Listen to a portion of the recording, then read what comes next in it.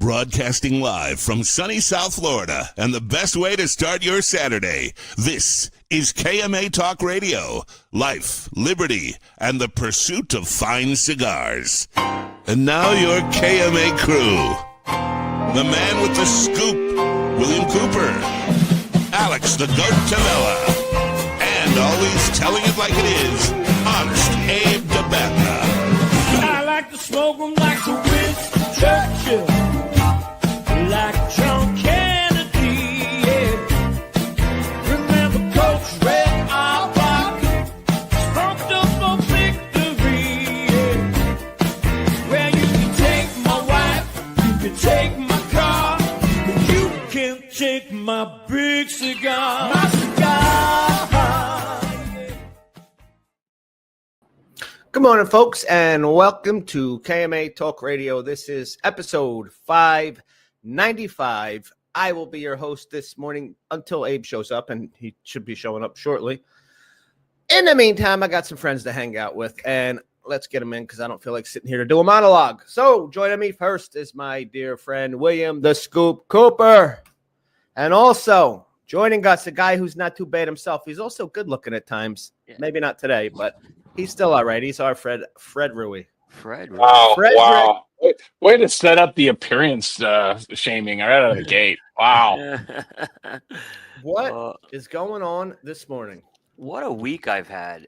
I've had a long-ass week, and it started at the beginning of the week driving Jose Blanco around Charlotte, and then airport delays, and because I had to travel. So I'm like, I conked out early last night. What are you guys smoking? Little travels. Yeah, Fred. Oh, you inspired me. So Fred gave me my first Epernay Tuanella at the hotel in Miami, and he was really singing the praises of this cigar. And it is an excellent cigar. Is that the second one you've had of it? No, I've had Okay. many more. I've had many more of these since because I went and bought some right after we talked. I smoked it. Have you had that one, Alex? No. So what I'm blown away by, I mean, one, it's a great cigar, and I expect that there's certain manufacturers, Saka, Dion, guys like that. I just expect their cigars to be good, whether it's in my profile or not, but I know they're going to be good cigars. For sure. But to have that is the Epernay with a different wrapper. Not ready. That's all it is. It's an Epernay with a different wrapper. Looks like a little bit of darker, a little bit of more of a. Yeah, it's not somewhat, a Maduro. Like Fred, no, definitely not a Maduro, but it's not a Maduro, but it's a darker wrapper. Well, yeah, and he doesn't call it Maduro. He calls it a dark wrapper. I mean, I just would not like. I went to Dion, Dion. He's like, yeah, there's nothing changed, just the wrapper. And so I'm like, I know Dion, and we're friends, and I'm like, so what'd you change? He's like, I didn't change anything. I'm like, bro, just come on. What'd you do? Did you tweak this in the filler? That he's like, I didn't change anything. It's just the wrapper. It's a completely different cigar. That's why. That normally doesn't work. Like guys do that all day long on manufacturers. Like, I'm gonna throw a new wrapper on it. It normally doesn't work if you built the blend right. Sometimes it does. Sometimes it doesn't. Right. And this one, like dramatically different. Yeah. So I've got another flashback. This is AJ's Pinolero. Which now my laptop now has ashes on it. So AJ did the Pinolero in 2013, and then in 2019 he did. And I just think it missed the mark because of the branding. I just think that the branding on it was like just didn't resonate with anybody. Nobody knew how to pronounce it. There's like a woman with a stick and is it a kid in the backpack? Is it a Teletubby? I don't know. So I just think it missed the mark, and it's a great cigar. In 2019 he did an event exclusive where he did a figurado of them. And someone sent me a 3-pack. A friend of mine hooked me up that's a rep. So I'm like, wow, okay. When did New World drop? 2014. Yeah, it was right after Pinolero. Yeah, and I had Pinolero, I thought, the year before. Yeah, New World killed his whole portfolio for a while. Well, yeah. I mean, price point wise, and yeah, no doubt. Yeah. I remember the year. What was the year, Abe? They did the price increase, and the only thing that went up was New World. Literally. Well, New World started basically like San Latano. I think really got hurt from New World in a lot of ways. I think San Latano had already started to do. I feel like Oval got pushed to the wayside. Yeah. I think Stock and I talked about at one point. What's the lifespan of a blend? Is it 19 months before it kind of reaches a peak and trails off?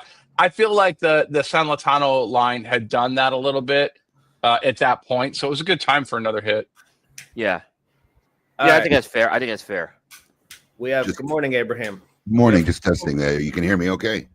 Yeah, Yeah, you're good. yeah. You're good. We have two important criminal activities I want to talk about this morning.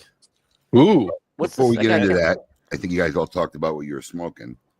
And Yo, we did. Wait, Alex, what are you smoking? We didn't hear what you were smoking. Yeah. I'm a pig. I'm smoking through the Saints and Sinners pack. It'll probably all be going by next week. It'll be gone. That'll be my next one right after this. Oh no, I'm a pig. This will be my next one. Those little ones are good. Those little ones are. Oh. I gotta bring you one. I gotta bring you one of these little mummy. yeah, man, Right up your fucking size too. Right up your alley. for all the cigars you could take my office, you could bring me one. I gotta bring one once in a while. I love 1 to 10. Alex. I love going into my wife's humidor, man, because it's like fucking Christmas every He's time got I the look best at stuff. it. Bro, I know. Crazy. When I digging around, I found a cigar that probably hasn't been made in maybe 3, 4 minimum years. And it was the only line to ever be featured in our Cigar of the Month Club on 6 years. I know what it 6 is. years. Good. Yeah. Good. Yeah. It's been going on 6 years, and we never repeat a line. And when I say that, we don't give you a different Vitola of the same line. Once a line is in, it's gone through the process. This cigar, Really? yeah, 6 years. Can you believe that, Fred? I had no idea that was never a repetitive. Wow, item. that is. Amazing. Yeah, I didn't know that either. That's pretty impressive. I don't think most clubs repeat a cigar in the first 6 months.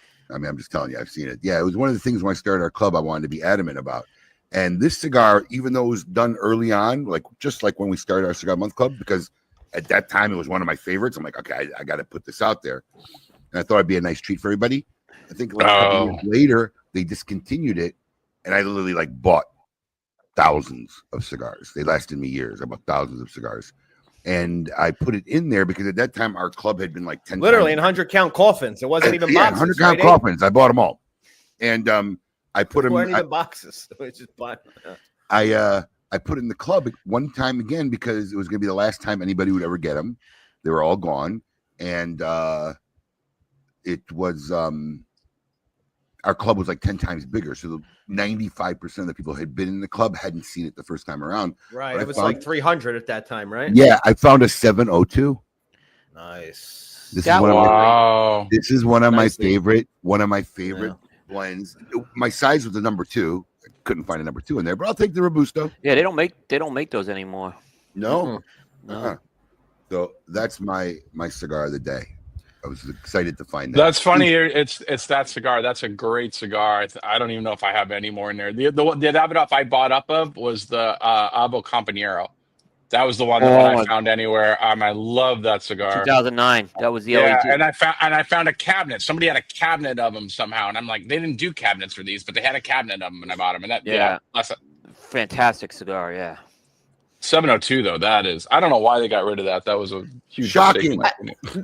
Maybe it was rapper issues. no, but then maybe the Maduro. What was that the plan? The Davidoff Maduro was replacing. I It think- came out years Yeah, ago. yeah. So this is what Abe is smoking is they had a 702 LE and then they took the 702 wrapper and they took white label sizes and they put it on that. And that's what Abe is smoking. It's one of those white label ones that had the 702 wrapper. But I think what happened ultimately is this was around the time Nicaragua and Escurio and Yamasa, it was competing with that. I think what happened.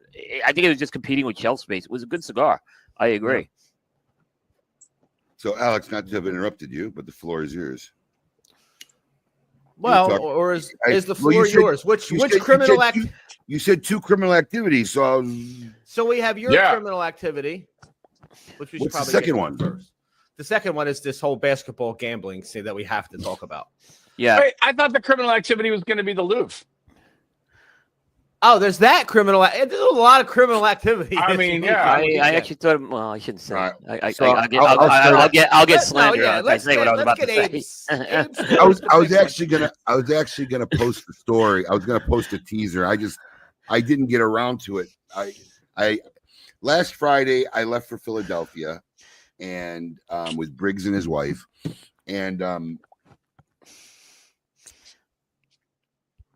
we were going to go to Philly. We landed in Philly and then driving to Atlantic City because we're supposed to see Joe Coy, a comedian. And Can I just say something real quick? Yeah, I love it when you start a story. We were gonna go do this because now I know I got a good story. Yeah.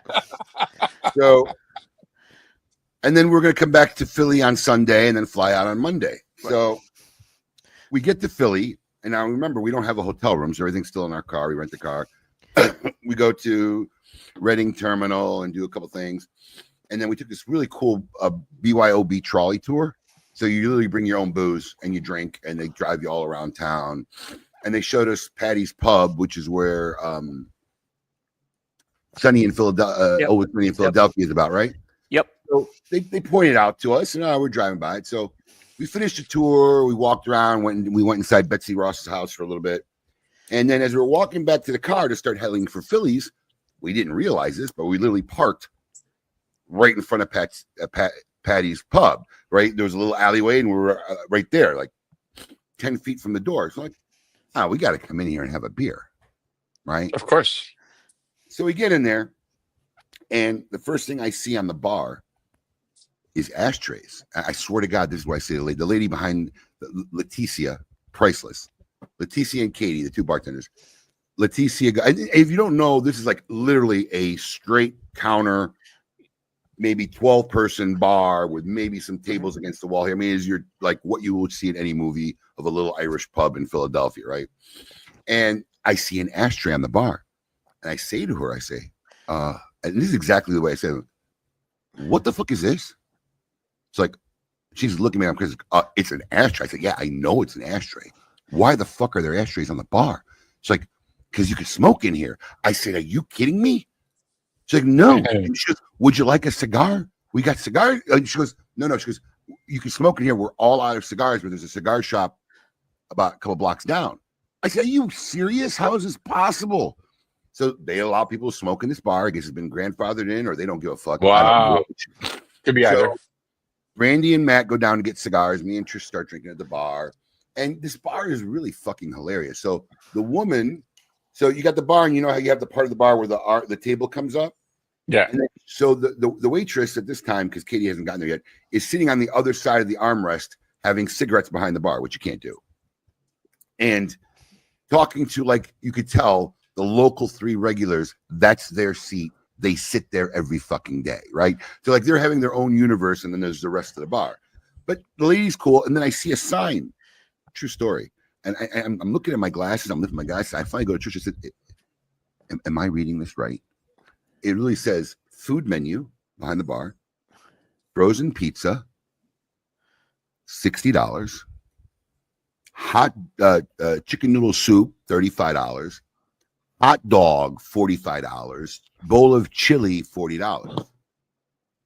So I call her over. I said, "Look, I'm pretty sure it's a ha-ha and a deterrent. But what do you do if somebody actually says, 'Yeah, I'll take 2 pizzas,' and wants to pay you, $120? Just we make them." Yeah. She goes, "I've been waiting for Dave Portnoy to come by. Swear to God." She never flinches. She goes through this whole thing. So the couple at the end of the bar decides to buy us all around. Dude, we're in this place for 20 minutes. They're already buying us around. I'm going to tell you something.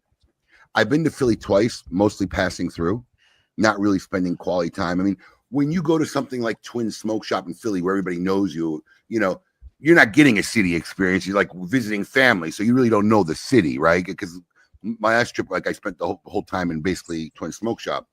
But here we're in a bar, local bar, strangers. They're buying us rounds of drinks.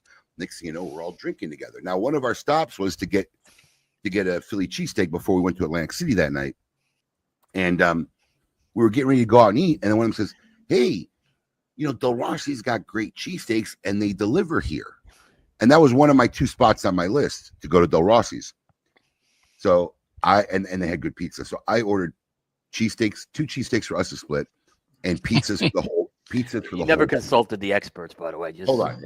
Pizzas. I don't know. Well, listen, we wanted something that was on DoorDash. So it was on DoorDash. It was on my radar. The cheesesteaks were fucking really, really good. I mean, not the best we had in Philly, but it was really, really good for being drinking for a couple hours in a fucking pub. Score. And the pizzas were great. All the locals love it. They all knew it. They all recommended it. Buy pizza for the whole place. We're all doing shots. We're partying. I felt like I was in Philly. It's like that's my local Philly pub now. It was like a fucking one night experience. The city loves you. No, back. we're doing shots. Yeah. Everybody's thanking me for the pizza. About fucking That's 4 our pies. city. Big deal. That's our city. Great time. We drive to Atlantic City.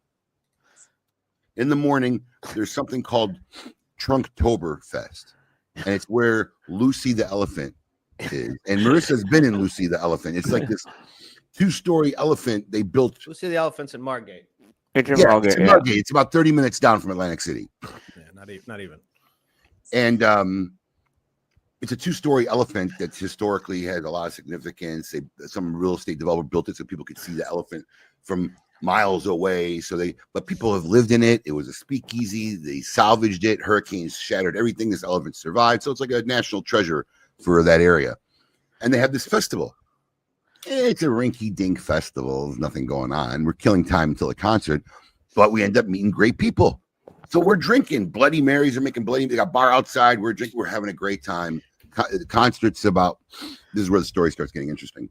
Concert's about. This is where it gets interesting. Yeah.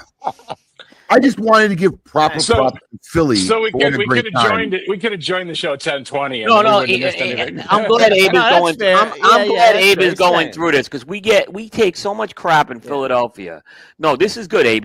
Do what you're doing. I'm gonna be honest. Thank you. Yeah, I had somewhat of a negative image of Philadelphia people and whatnot. That's how it is. That's why you fall in love with I the ain't gonna city. lie. Yeah, I couldn't have felt more welcoming and how awesome they were. Really a city of brotherly love. After that's what I'm there telling people. That's what's so special about that city. It really is like that. You go to New York and they know you're not from New York. They shit on you. They shit on you. Absolutely. You know? And I grew up in New York. I know this, but I fell in love with Philadelphia. We're not in Philly anymore. We've made it to the Elephant and Atlanta. No, we are not. We're out of Philly. The story is out of Philly. The story's out of Philly. So this is where it gets good. We've been drinking a few hours, probably 3-4 hours. And we need to start heading back because the show's starting that night. So Matt's wife wants to drive. Me and Matt, we're like being two kids. All right, no problem. Yeah, right. So the women get in the front, me and Matt in the back of the truck. They're driving back. Matt wants to stop by a liquor store. We ran out of booze. He wants to drink a couple drinks on the ride back. So we go to a liquor store. We go on. We have a good time. Buy stuff. We get in the car, and we get to Caesar's Palace right before our hotel. My wife sees a Banana Republic. She wants to buy something to wear at the concert tonight. She forgot to bring something with her. So I said, listen, you got 40 minutes. That's your time. If you're not here in 40 minutes, we're taking the car. We're going. We're going to go watch a show. So they get down. Next thing I know, they wake us up. The girls come back. I look, we're on time. Great. We go to the hotel. Everybody's getting out of the car, about to go get ready. And I start looking for my phone. Oh, where the fuck's my phone? Oh, I must have dropped it. So I start looking underneath the seat because I fell asleep. And I can't find it. So I tell Matt or my wife, call my phone, please. Or call my phone, no sound, no nothing. So the ladies start saying, well, maybe you left it in the liquor store. I said, I know I didn't leave it in the liquor store because I was using it, on the ride back. When you guys got down, I was on my phone and all this shit. So they're adamant that it's at the liquor store. She's trying to call the liquor store. I'm like, it's not at the liquor store. So I go to my wife, go upstairs, get on my iPad real quick, unlock it, pull up, find my iPhone and see where my fucking phone's at. My wife calls Matt like a minute later, says, it's 1.5 miles away. I'm like, oh, bring the iPad down. My wife comes down, the Briggs go inside. She's in the passenger seat. I feel like fucking Inspector Gadget, I Spy. We're watching the blip move. We're following my phone, fucking around Atlantic City. Wait a minute. Can I just back up for 1 second here? Yeah. As long as it's not to Philly. I'm not going to let him live this. So you're about to go on a hunt for your iPhone. You drop Matt Briggs off. Your wife comes and Matt Briggs goes in the hotel room. So first off, Matt Briggs was finished. and he would have been no help. And we didn't know what we were going to find. When you say finished, I know it's all right. So Matt he's useless at this point. Yeah, he had no, right. He didn't have a clue what's going on at this point. That's fine. All right. So wait. Now I know where the story is going. Now I know where the story is going. But hold on. But also in everybody's mind, they're thinking we're going to pick up a phone that's static somewhere that was dropped or left somewhere. Oh, you think it's just going to be on the side of the road, sitting something, like somewhere, right? Okay, all right. Well, what's right? If we at the Renaissance Festival, you would have had your iPad. And from the iPad down to my car, the phone had moved. It's not moving. Right. When we got to the point where it was at, it was like a 6. You couldn't get precise. No, it literally was in front of 6 apartments. So I'm like, fuck, I gotta start ringing every fucking doorbell. Then my wife goes, no, it's moving. And that's when the chase starts, so it hadn't updated. So we see it stop in a Dunkin' Donuts parking lot. Oh. So we get into the Dunkin' Donuts parking lot. Now, I shit you not. We're coming in, and I'm trying to look inside the Dunkin' Donuts, see if I could see anybody who looks shady who's got my phone. I'm driving. My wife's next to me. I pull up to, I come in. There's an open parking spot. I pull right in there. As I pull in, I swear to God, it's like a movie. I look over, and there's 2 guys on phones, and this is exactly what they do. They go, oh, shit. Like, this was the moment they realized they fucked up. One guy, I'm not expecting the guys to be in the car next to me who got my phone. I haven't figured this out yet. I see 2 guys look at me, go, oh, shit. But then the one guy takes off running, jumps out of the car. Other guy takes the car, backs up, peels out of the fucking parking lot. Now, I ain't catching nobody on foot. I fucking start chasing the guy in the fucking car.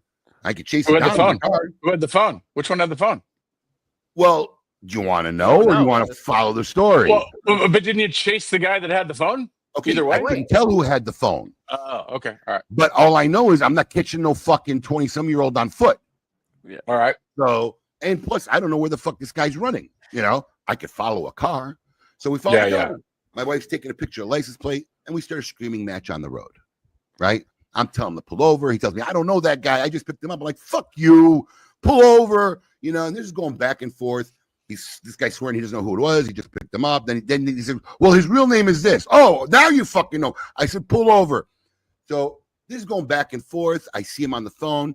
Puts the phone down. He goes, all right, follow me. I'm following him no matter what. We go back to the Dunkin' Donuts parking lot. The motherfucking guy's there. So now I jump out of the car. I go to the guy. Now I'm on foot.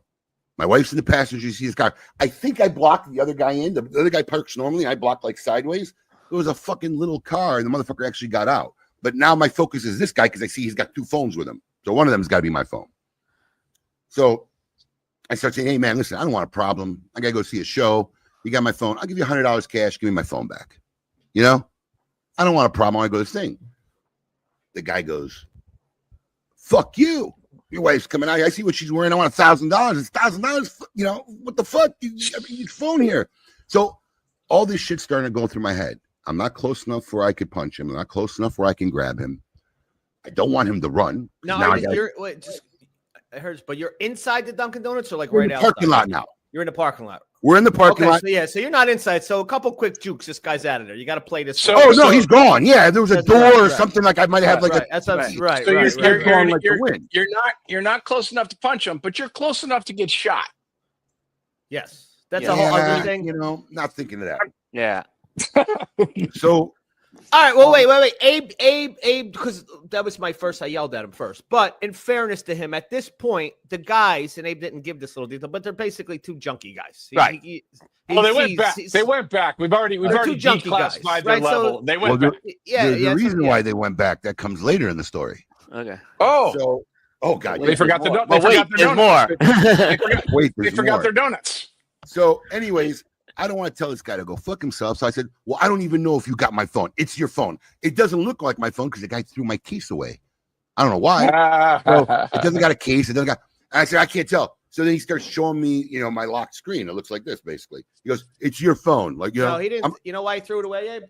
Why? Because he peeled it off to see if you had a credit card behind it. Oh. Yeah. See, there you go. Yeah, that's probably why. Yeah. Wow. Fucking Who knew that? $80 case. He could have fucking kept Kenny Smith. I know. Anyways, so I'm like, I can't see it. So I lift my glasses off because I want to take my glasses in case I get a scuffle. I can't see it, bro. I can't see that.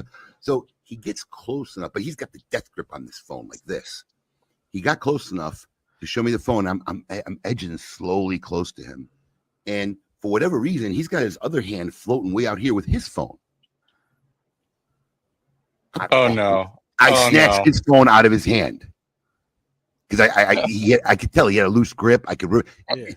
He didn't even know what happened on that phone. He wasn't focused on that phone. Yeah, he wasn't focused. He was just death gripping this one. This one's just like floating out here. I just fucking snatched it. Now the kid's pissed. He wants his phone back. I was like, "Fuck you! Give me my phone back."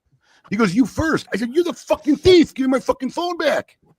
Now my wife comes out of the car screaming. Now I got to deal with my wife. Like, get back in the fucking car, please. I need to pay attention to one guy at a time. Right. So now the guy charges me to get his phone back. So as he's charging me to get his phone back, I got my hand on my phone now. And I got a scar here. I don't know it's going to come up on camera because of my ring, because we're all squeezing the fucking phone so tight. And we're fucking literally like fucking sumo wrestling in a fucking parking lot, trying not to go on the ground to get the goddamn phones. And meanwhile, there's a crackhead lady that's been on the corner the whole fucking time smoking cigarettes, just watching this whole fucking fight go down, right? So finally, I don't know what to do. I'm thinking like, do I just start wailing on this guy? Do I take him down? Right. I'm thinking like a 50-year-old now. A 30-year-old guy wouldn't have thought of nothing. Like, I got a show in fucking 45 minutes. Do I want to go to fucking call the cops? Fucking police report? Right? So I just fucking give him a quick elbow because I don't want to let go of the phone. Jar him enough, he lets go of my phone. First thing that he says, any money? Anybody want to bet? Well, I know. Well, what about my $100? Oh my God! Give me $500 for your phone. I said, well, that was my mistake. I should have taken his phone. I should have never given his phone back. Yeah. That's right. Yeah, in the moment, you got what you got. I'm looking at my phone. I see all my Apple Pay money still there. So I'm thinking he could have just texted that to himself. I'm like, he probably didn't have it. He's only had this phone for about an hour and 15 minutes tops now. Okay. So I'm thinking I got my phone, no harm, no foul. I told him, get the fuck out of here. That was when you peacefully would have given back to me. Now, get the fuck out of here. The guy takes off running. We go back. Brandy goes upstairs to change. I don't need to change. I'm like, I'm fine. Briggs were downstairs. We're eating. I get a call. Hello. Yes. Hi. This is Antico. Whatever. Blah, blah, blah. I'm wondering when you're going to come up pick up your order. I said, pick up what order? I said, who is this? She's like, where are you located? Oh, we're here in Atlantic City. I said, yeah, you ordered on DoorDash. I said, give me a minute. This motherfucker had 3 pending food orders. He was at Dunkin' Donuts to pick up 2 lattes and a dozen donuts. So this is when I realized what happened. When I fell asleep in the garage, the window was down. I'm playing a game. Now, pay attention, all you phone users, because this is something I did not know until this moment. If you're playing a game on your phone, it does not self-lock. Correct. I don't play games on my phone, so this is news to me. Yeah. Okay. Makes sense. So it doesn't self-lock. So when I fell asleep playing the game, these motherfuckers were going from car to car in the parking garage looking to probably unlock cars, saw me there. Fucker reaches through the car window, takes my unlocked phone. So now he has my phone unlocked. Wow. Most times in these situations, when they steal your phone, it's a locked phone. They know they can't do nothing with it. Right. They fucking reset it and sell it for $200-$300, or they can get for a fucking stolen phone. This guy's got my phone, which is one of the reasons why the moron, when we're pinging the phone, making the phone sound, it says iPhone. He still left it on. Right. He turns it off. I can't find the guy. So, and then he's not going to the other door dashes because he thinks at this point I know where he's going, so he figures I'm going to be waiting for him at whatever restaurant. But I've learned you could buy an iPhone 15 with DoorDash because there was an iPhone 15 in the shopping cart for a Best Buy. Sure. Nah. So, and for all you DoorDash people who use DoorDash, if they get into your phone, DoorDash doesn't verify a sale. So in other words, if you buy anything on DoorDash and you click to buy it, there's no Face ID, there's no enter a password, there's no thumbprint. It just charges your card. Yeah, because DoorDash doesn't. You're already. It's not. Well, it's not Apple Pay. your Your credit cards in their system, right? Yeah, and you already unlocked your phone, so they assume that you've already done that. Exactly.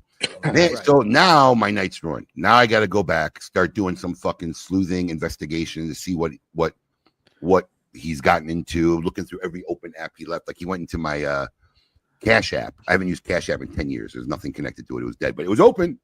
You know, he was looking through everything. So I end up not going to the show. I tell my wife to go with the Briggs. She doesn't go. And this guy ended up somehow using 2 of my credit cards. Now, I don't know if it's a coincidence. I don't know the story, but all I can tell you is this.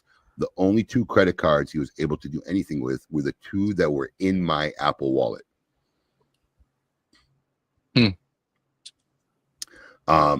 Couldn't do anything with the Apple card that was on my Apple Wallet, but the 2 credit cards is what he did. And I'll tell you something interesting too. We have an Amazon card that we use for the business, and we got a lot of points on it. And I wait till we need something big or whatever, and I buy it and I don't pay for it. This guy, for a junkie, was pretty intelligent because I never knew you could do this. You could reclaim those points and just have them send wire money to your bank account, which he attempted to do.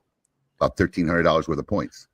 Wow. So, yeah, we caught it, but he was able to somehow trick Chase to resetting it because they probably texted an alert to my phone, which he said yes.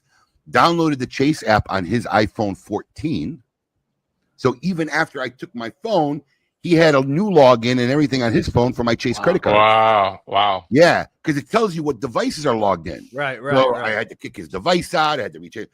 It ended up being a little bit of fucking a nightmare. First and last time in Atlantic City. Yeah, I mean that explains why you were at a Dunkin' Donuts. That was my first question. You told me, why is he at a Dunkin' Donuts off the boardwalk? Right. I mean, it was day. It wasn't night. I didn't feel scared. But, Right. Yeah, but no, I mean I understand that. But I got to tell you something. It was almost karma because the second we get to Atlantic City, I literally start saying, man, every fucking single person I talk to tells me that Atlantic City is a shithole. Ain't that bad? He's not that bad. Fucking shithole. It's a shithole. I mean, the only place we would stay in Atlantic City is the Borgata, which that's where everybody stays. Yeah, I mean the Borgata is nice, but that's not even on the boardwalk. It's on the marina, right? Yeah. We stayed at Oceans. We stayed at Oceans, which was nice, but that's because that's where the show was. We just thought it'd be easy. Yeah, I get that. That's really why we were going there.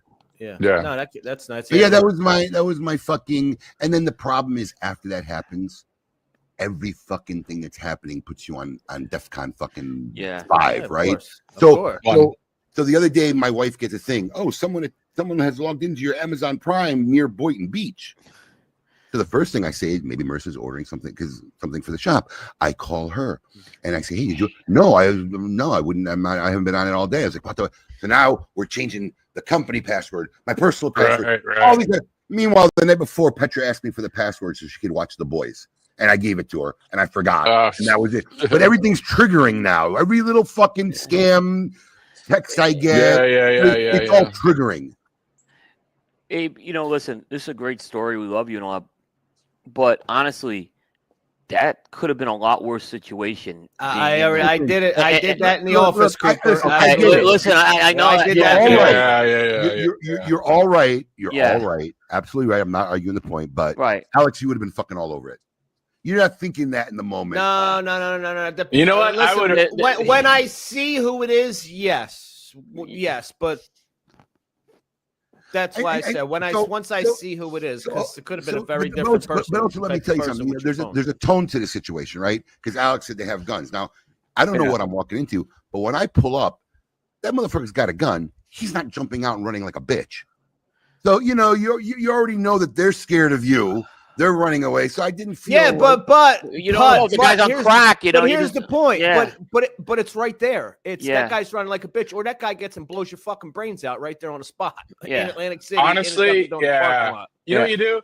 You remote erase it from your iPad and you go buy a new iPhone. I get it. And then you would have seen the show. The truth is too, Abe. Yeah, but you want to know what, Fred? Let me tell you something. But here's the thing. because he tried charging thousands of dollars on the Chase card. There was a lot of it. Right. It was going on for hours until he realizes that it was over. Even if I raced my iPad, and then I would have felt secure.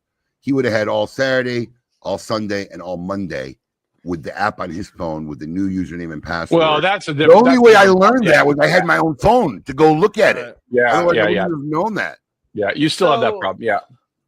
Truth is, if your phone isn't unlocked in your hand, he probably don't even take that risk. I mean, listen, nowadays, getting a locked iPhone stole. You got to have a guy who's a phone store. Gary. Yeah, Gary, our local IT guy. That's a good tip. Yes, I actually use that. Yeah, but that's like it. When I don't do that, because then like, well, what am I going to do? Yeah, I guess you should on your. Well, what are you going to put it on? You don't got to do it. I put it on DoorDash. Can't open DoorDash without Face ID. Yeah. Oh, that yeah, way. DoorDash. Because I was going to say any of my banking apps that use the Face ID, but that's a great tip. DoorDash is a good one because that's anything you can buy something on that doesn't require Face ID. Bro, and it's not just food. This guy was ordering electronics from Best Buy. No, Amazon doesn't require Face ID. Any of the Amazon's a perfect one. Yeah, anything, any app. You're right. Any app that you can buy something on probably doesn't require your credit card. Most apps, don't. Banking Most apps don't. will, but yeah, most of those apps that you're just signing into from your phone. But yeah, if it's not open, Abe, he may not go for it. I mean, I'm telling you now. You know, Can you imagine if I woke up with his arm coming through the fucking car window? Right, that's what I'm saying. It had. I opened that door so fast I knock him in the next week. Right, your phone being open, being unlocked, made it worth the risk for him. I mean, listen, seriously, you steal an iPhone, you gotta know a guy who has a phone store who's willing to buy a stolen phone, who can figure out how to unlock it and get it. Yeah. That shit was open. This guy. Yeah, that's what I'm saying. That's hard. It's not easy. It's not easy. Listen. This guy was trolling through cars in a fucking Caesar's Palace. No shit. He's got all the connections already. He knows how to flip anything. Yeah, but I'm telling you, but that's a dangerous proposition. I'm going to snatch it out this guy's hand. It being open and knowing I'm going to have back makes the guy say, this is worth the risk. Fuck it. I'm gonna go for it. I'm in a parking garage. Am I fucking worried about the window being fucking down? Fucking A. Wow. By the way, people, just that same thing applies to ads too. If an ad, which usually is with the game, but like if it's an ad, your phone will stay open even after the ad plays, and you still have to click like the X, or it'll just stay open. Yeah. It doesn't for whatever reason. Games, it goes into like game mode or something. Yeah, and it like stays open. Well, I think because the game operates in the background constantly. Yeah, so right. That's what I'm saying. It goes active. It's active, right? It's doing something. Yeah, maybe it just thinks you're really shitty at playing the game and you haven't done anything for a while. Right. That was my first and last trip to Atlantic City, and maybe Jersey altogether. No, it's not much. You're not missing much. You could go see any show, right? That's in Atlantic City somewhere else. That's my point. Let me tell you something. Yeah. On that BYOB tour. So they were really funny. It was almost like the comedians on tour. Everybody's drinking. Everybody's having a good time. There are people from Oklahoma. There are people from all over. He asked where you're all from. It was really one of the funnest kind of, when you do those like city shit. Cheesy, this is a lot of fun. I recommend it to anybody, even Philadelphians. Is this the one where you have to help pedal? No. It's literally looks like a trolley. It's a trolley that they drive. Okay. There's a driver. There's a guy in the front. Yep. And they make 3 or 4 pit stops, and they show you the sights. But they let you drink. So everybody's drinking. There was these 2 blonde women. One was from Gary, Indiana. I think the other one was from Oklahoma. Blonde friends. I'm not bullshitting you, bro. They started with a magnum of white wine each, and they finished fucking both bottles. Wow. And they're actually kind of good looking for their age. I mean, I'm just saying. But they were having a great time. So he says something about Jersey on this tour. Now, if you really wanted to say, like, argue that, hey, we're not a shithole, this girl wasn't it. First thing she does is go, do you like your produce?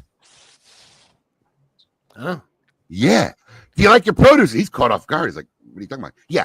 Jersey's it's a garden state. We provide all your produce. So if you like he goes, no, I fucking hate vegetables. Bro, it was fucking hilarious. And this girl goes on this tirade for 10 minutes on how you can't say Jersey. He said something negative about Jersey and went off. And she was like probably a perfect example of fucking what you would find in Jersey. It was fucking hilarious. And he just wasn't taking it. He wasn't throwing it right back at her. It was funny. and her husband's sitting next to her the whole time. They've been newly married. And I'm like, bro, you got that for life. You got that for life. For life. Life. Bad choice. She's all yours. She's all yours, buddy. Bad choice. All right, so where'd you eat? You didn't do a lot of eating. You ate at the Knicks. You went to the Knicks. Good. You went to the Knicks. You met the guy. That was good. Yes. The Knicks is a good spot for Reading. The Knicks is good. The Knicks is good. Yeah, I agree. The Knicks wasn't always there. The Knicks was a South Philly spot for a long time. So the Knicks is legit. So we went to John's Pork, different kind of sandwich. You know, John's pork Yeah, down in yeah. South Philly. Oh, okay. What did you get? Did you get the? What'd you get? cheesesteak? What'd you get? the pork with the broccoli rabe and the spinach. You got the roast pork. Yeah, Okay, yeah. It's really good. You should have got a cheese. You Honestly, should have got the cheesesteak. Yeah, I would say that. Yeah. Well, everybody told me to get the fucking roast pork. I mean, You I didn't talk- agree. I get. You didn't talk to me. He did. But I'm gonna tell you hands down, hands fucking down. I got videotape. The best Philly I ever had, and I think I might put it up against Moderano's because before that was my favorite Philly of all time. Angelo's. Very good. Angelo's is excellent. Let me tell you something. First off, Yeah, it's a Angelo's fucking is machine excellent. Yep. operation. It's in a little neighborhood. Yep. So you're never gonna fucking park Yep. nowhere. Okay, cash only, and nowhere to sit. People are just sitting on the sidewalk eating. Yep. And even though there was a line, they fucking move you, bro. You go in, you place your order, then they text you when it's time to pay. You go up, you pay. It's the whole waiting area is maybe 8 by 8 square feet. The rest of it's all restaurant. They got fucking 30 people working back there. And we ordered a grandma's pie, and it was a great pie. It was a great Now pie. they have great cheesesteak there too. Well, we went for the cheesesteak, but I heard great things about the pizza, so we had to get a grandma's pie. Fucking phenomenal. It was a grandma, thin but square. The bread was fluffy. It didn't feel doughy. It was delicious. But the cheesesteak, seeded roll, Cooper Sharp, long hots, Yeah. fucking stellar. It was a great. For people who are following Terrence Riley, this is the places that Abe are going to. These are the type of places that you go for cheesesteak, not where Terrence goes. So I want to make that. I'm telling you, it was. Yeah. I'll tell you, man. And listen, the guy makes a good product. He does. He makes a fantastic sandwich. Look at that. Yeah, that's look at that. Look at that. Look at that. But he is really a testament of the power of Dave Portnoy. Portnoy put him on the map. Angelo's? Yeah. Angelo's. Yeah. Now, supposedly, if my data is correctly somewhere, the guy who used to run there or work there, started it. He's the guy that opened up the cheesesteak shop with Bradley Cooper. Danny's, yes. Danny is the guy that owns Angelo's, yes. Okay. Yeah. And now he's got the spot in New York with Bradley Cooper. But yeah, Portnoy put him on the map. Best cheesesteak I can remember having in a very fucking long time. I would. Anybody wants to bust my balls? I'm not. I go John. I still go John's. I still go John's over this one. I'm just not a fan of the Cooper Sharp. I'm not a fan of the Cooper Sharp. Are you a wit? Are you a wit? See, you say that, but you don't know what that means. I know what it is. With You're wit. asking me if I'm a wit. Wit is No, onions. you like it with wit. Wit is onions. No. That's onions. That's onions. Wit is onions. Yeah. Oh wit yeah, is okay, onions. definitely. Cheese onions. comes first. It's Yeah. whiz But wit. you- No, I'm yeah. a provolone wit. guy. Oh, provolone. Okay. Yeah. Okay. Cooper Sharp just gets too saucy when it melts for me. It gets very cheesy, saucy. I'm a provolone guy. I'll try it with a provolone. I'm not against that, but definitely. I don't hate the Cooper Sharp, but I would never put cheese whiz on. I'm not. Listen, I don't mind if it had it, but I don't. That old school, because some of them are still hardcore cheese whiz. I'm like, wow. For sure. Did you? For me, okay, you know what cheesesteak's messy enough. Whiz puts it over the top. That's half the reason I don't want a fucking Whiz cheesesteak. It's just a mess. But yeah, I don't care for Whiz. You know what Angelo's has really good? A tuna hoagie. Now, hear me out. It's not tuna with mayo. It's with the olive oil they make it. And you get some of the hot peppers on that. And it's great during Lent. Great during Lent. Yeah. Who the fuck goes gets a tuna fucking sandwich? Abe. You know who?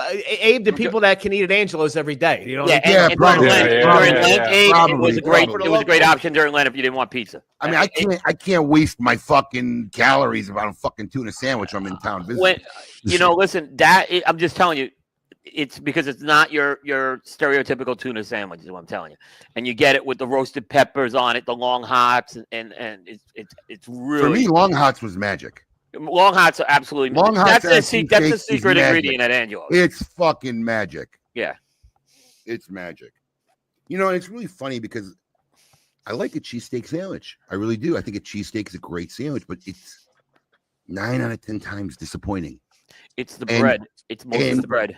And let me When tell you you, get it with sometimes bread, it's like the at meat, Angelo's, you sometimes get it it's with- the meat. And even Angelo's, the bread you got it at the Knicks, although it was good bread, it was not the same as the bread you got at Angelo's and John's. No, the That Knicks bread was- makes the- that fucking sandwich. The bread at the Knicks was ordinary, It was- but it it was tasted ordinary, great. and- but it tasted great. Yeah, it was Knicks enough. is fine. And Knicks is it holds the sandwich together. That's the important. Yeah. It's not the Yeah, same that was a as messy fucking- sandwich.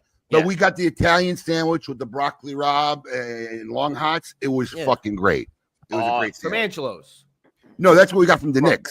That's the Knicks. Full- They have an Italian pork sandwich with Yeah. broccoli Long rabe hots and and- yeah. long hots. It was delicious. Typically, it's like in Philadelphia, you see John's Roast Pork, Angelo's, Del Sandro's. Those are like the ones that are usually the ones always at the top.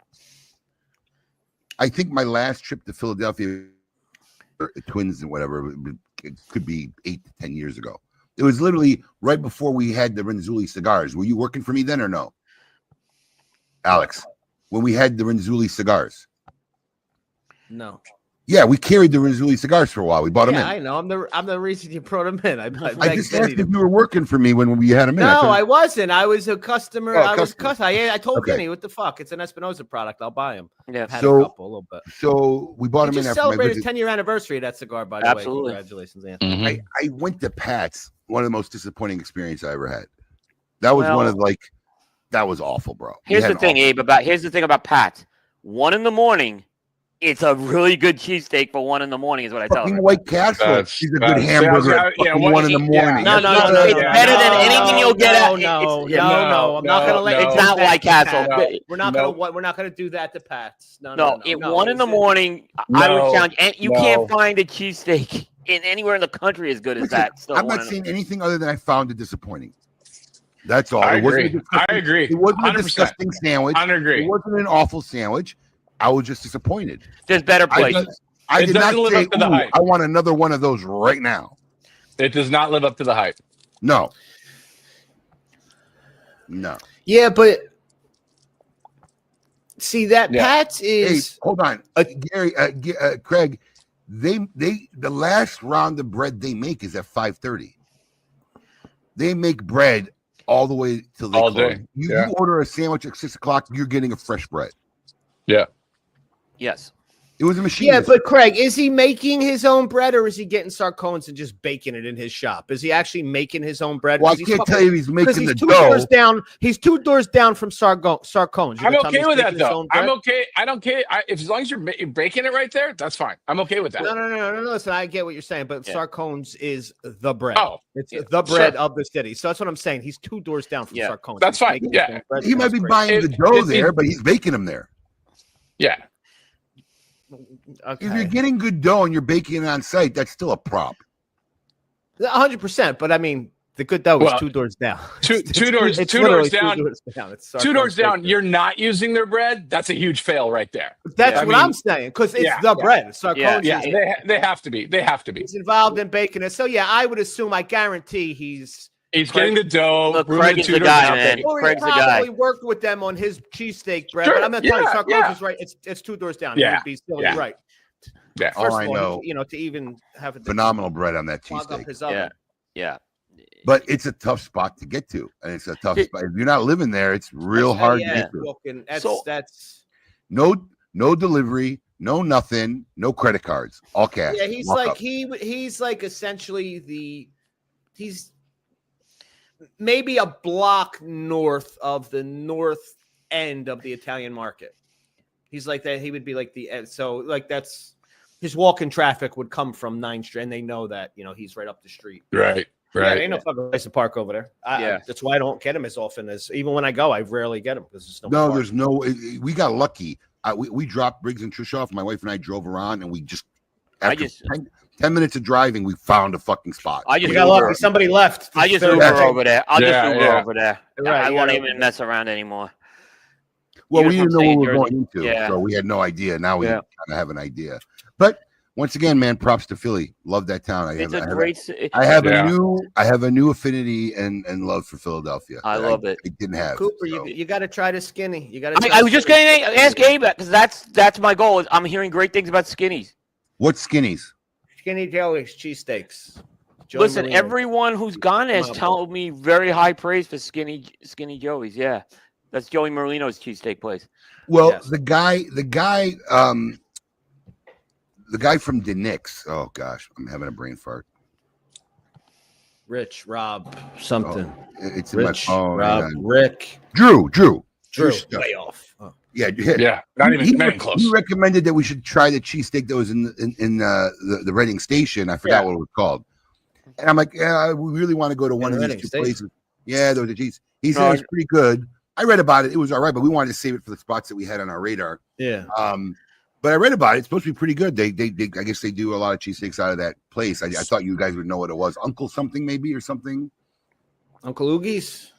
Man, I don't know. It was in Reading Station. Maybe Uncle Oogie's. Reading Station. I don't know.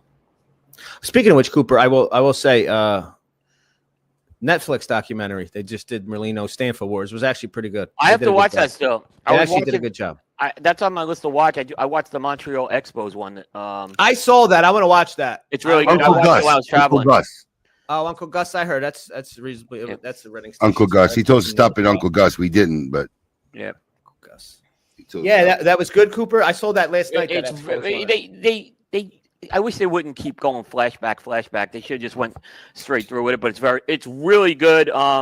You feel for that. You know, Alex, in 1980, Montreal was our rival. They were our biggest rival when we won the World Series. Right. You feel for that. You actually felt for that. I hated them, and I actually felt bad for what happened to them. Yeah, they just poor people running that team. They killed it. Yeah, that's one I got to watch. But yeah, the Skinny documentary was actually really good. I got to check that one out. They did a good job. Our pretty much got eaten up by crime stories. Right? Yeah. Oh, and we got more. We got more one story. One story. That was one story. A lot of crime. Well, really- that's the most important thing. It really was a surreal story, man. Yeah, Hard to believe. That's crazy. Crumbs. Ruin the whole trip. They really Didn't think I'd be getting in a fucking scuffle in a Dunkin' Donuts parking lot at In 53 Atlantic years City. old in Atlantic City. Right. In daytime.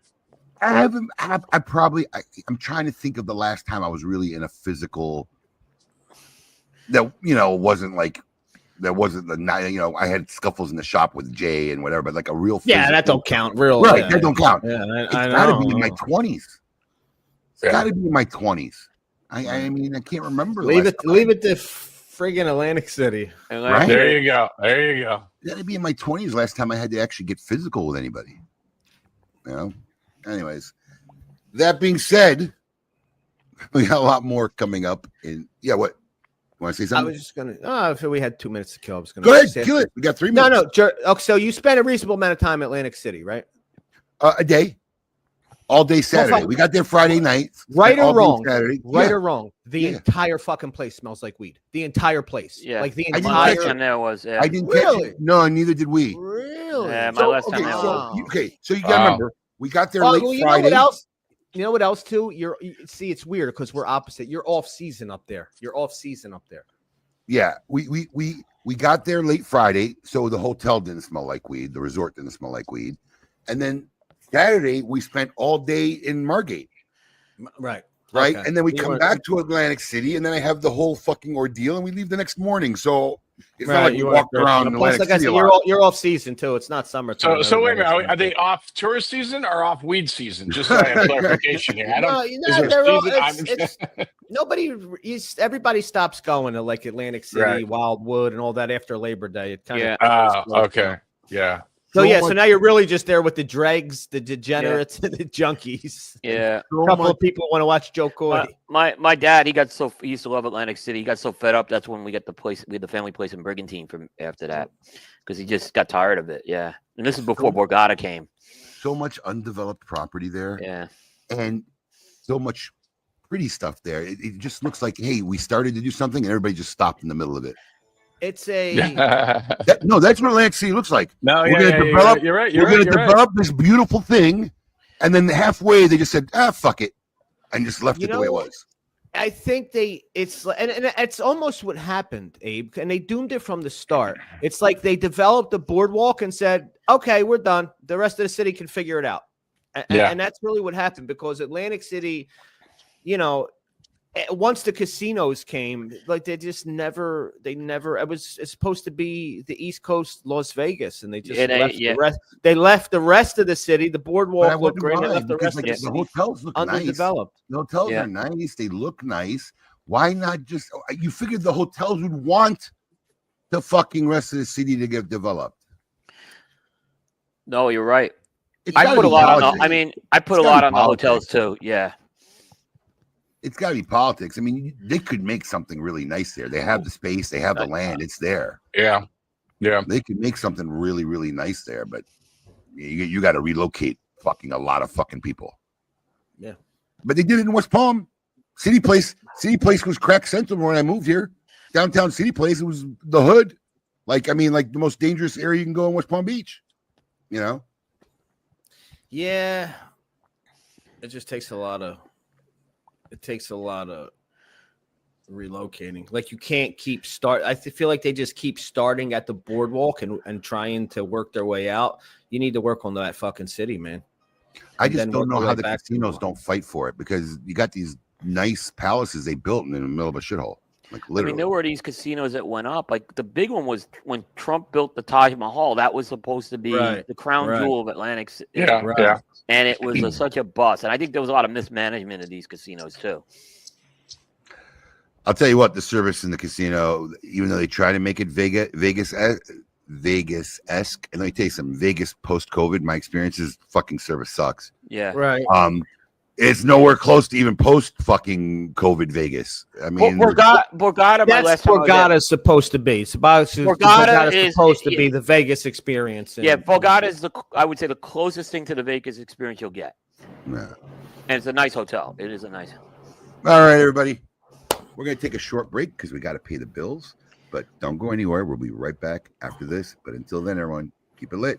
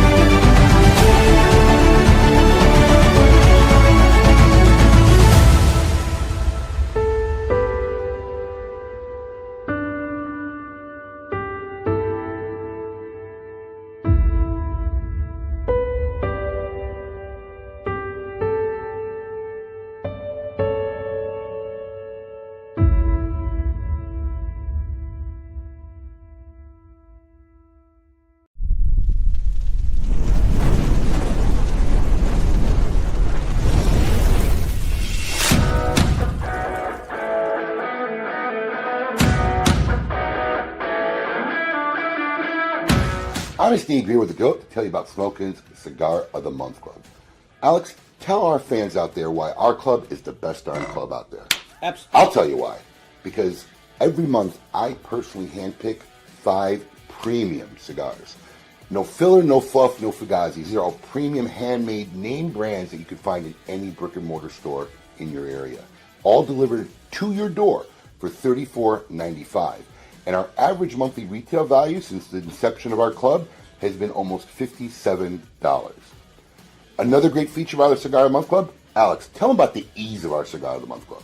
I'll tell you, I hate subscription services. It's always a pain to cancel them, turning them on.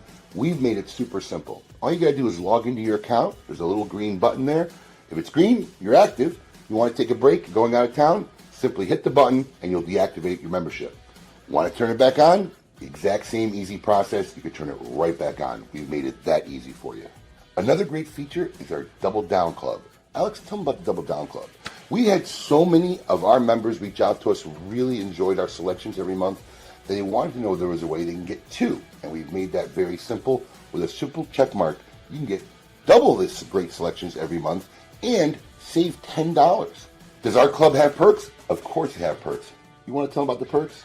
As a member of our club, every month there's a special discount code where if you like any of the selections, we will offer them to you, so you want to come and get some more, you can get them at a special discounted rate for our Cigar of the Month Club members. And finally, expedited shipping. Tell them how fast we get the stuff out, Alex.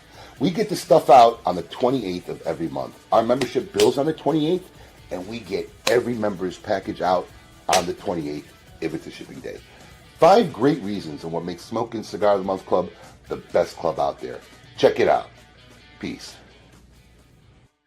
Hey, I really appreciate you doing the video with me. Thanks. Oh, yeah, you're welcome. I mean, you didn't let me get a word in, but whatever. What? Yeah, that went great. It's perfect.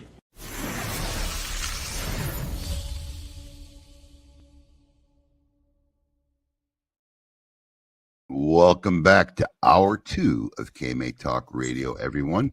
Before we get a little further, I was thinking about something during the break because, I have to really give props to my wife, that whole Atlantic City incident, because that was something that we have never experienced as a couple. That was something that my wife never saw me have to interact with like that. And, she wasn't one of those wives that, stop it, honey, being a distraction. She was getting out of the car to brawl with this guy. I had to tell her to get back in the car. Didn't get in my way, didn't handle it, didn't lecture me when I got back in the car. I mean, she felt pretty violated. I think she took it more personally than I did, that someone reached into our car, but it's nice to know what you got in situations like that. At 53 years old, you don't know. And, 20 years with this woman, basically, 30 years with this woman, basically. And that was the first time we had that kind of experience, and it's good to know what you got at your side. So absolutely. Kudos to my wife on that, because you don't know how a woman is going to react, and it's justifiable. They're scared, or they're overreact, or they interfere, or try to get in your way. And she handled it great. So I have to give her some props on that.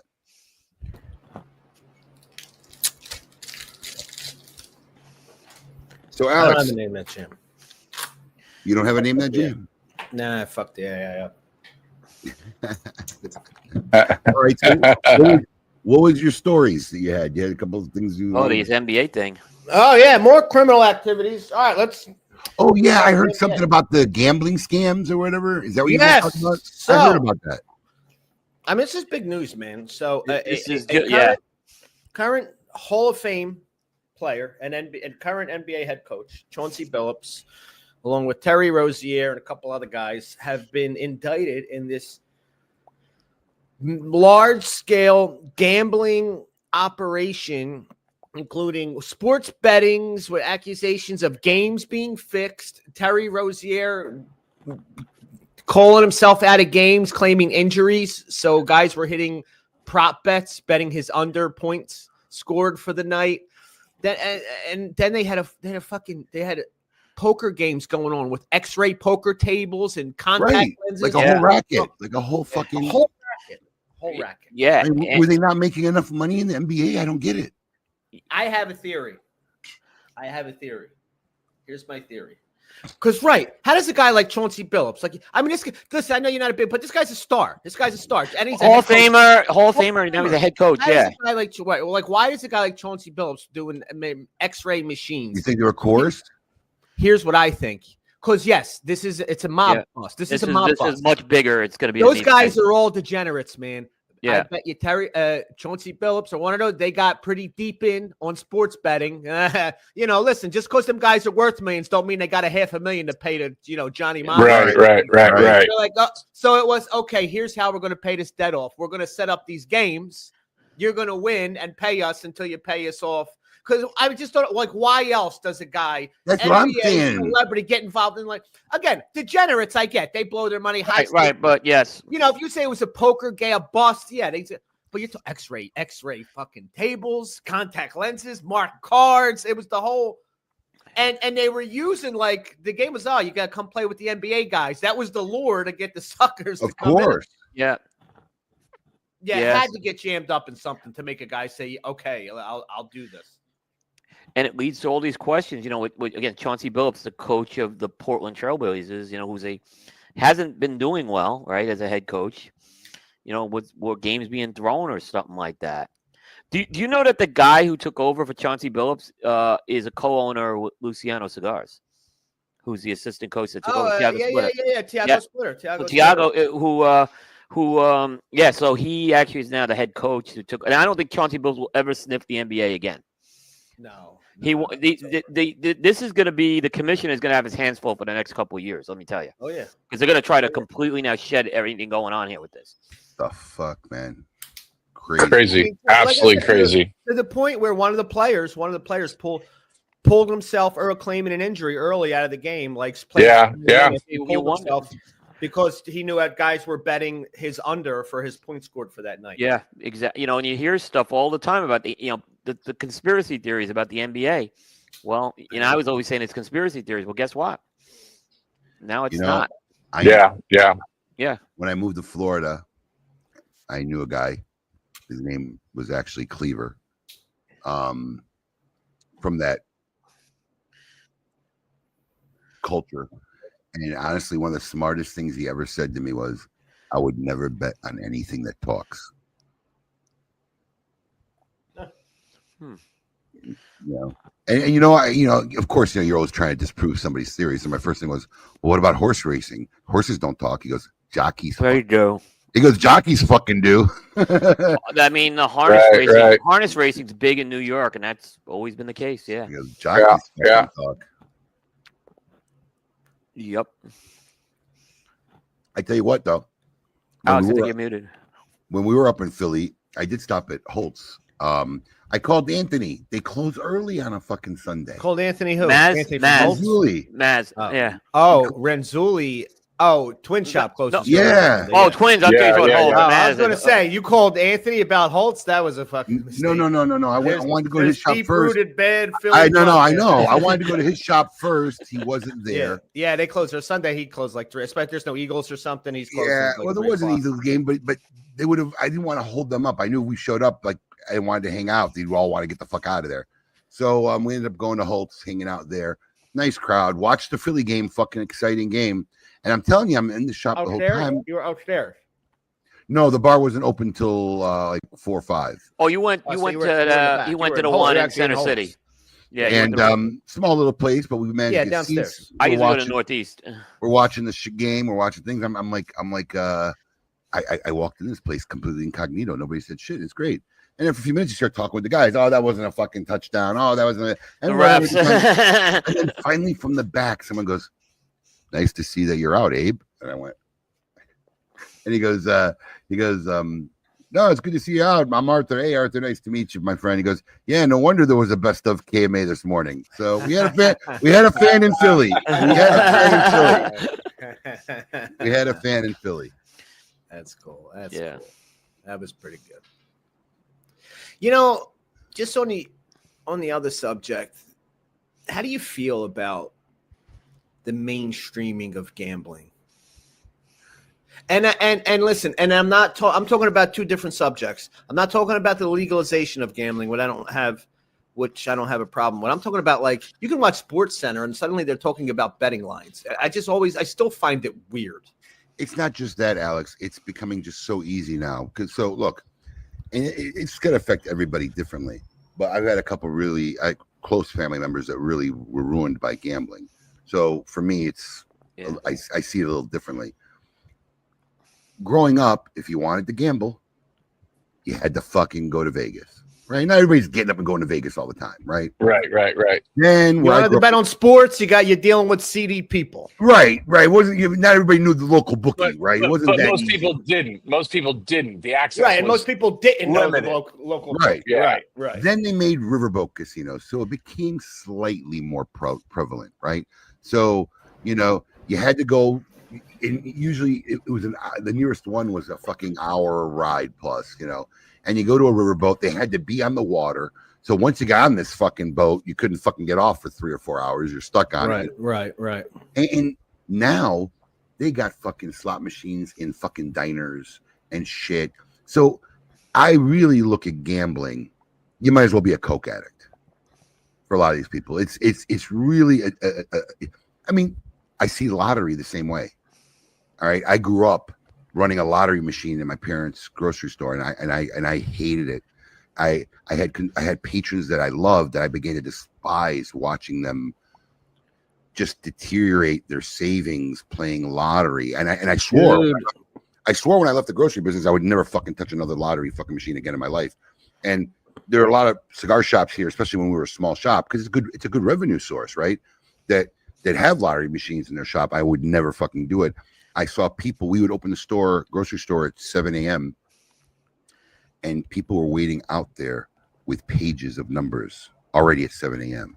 And in my mind, it's like, if you put that much effort in education, you could have been a doctor and a lawyer. And the sad part is, Abe, if They're and never when they winning hit, anything because major. even when they hit, and it's the local hit, and they're still net negative on all the This years is what of I'm all saying. the fucking So money this is that what I'm saying. they're still net negative. This- They're not this is playing Powerball; they're playing the local 4. This is what I'm saying, and this is why the government's a piece of shit. So they come with their list. So they make these dream books. So they have a dream, they could see what it means in the numbers. Play the number. I gotta play the number. They come with these lists and they sit there and they play all this shit.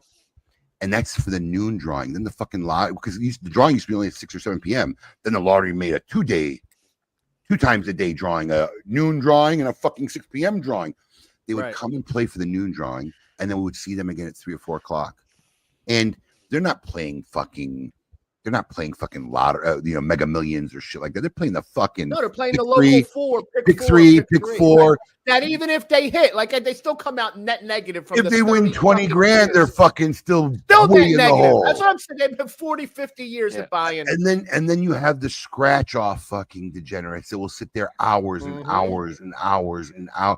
So for me, gambling is just like drug dealing. You might as well fucking be peddling drugs to fucking people. So yeah, the mainstreaming, the normalization, and how readily they're making it now available anywhere.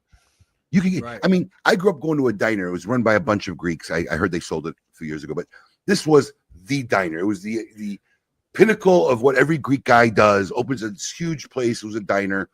Open 24 fucking hours a day. And you go there anytime at 2, 3 in the morning. They're filled with people, right?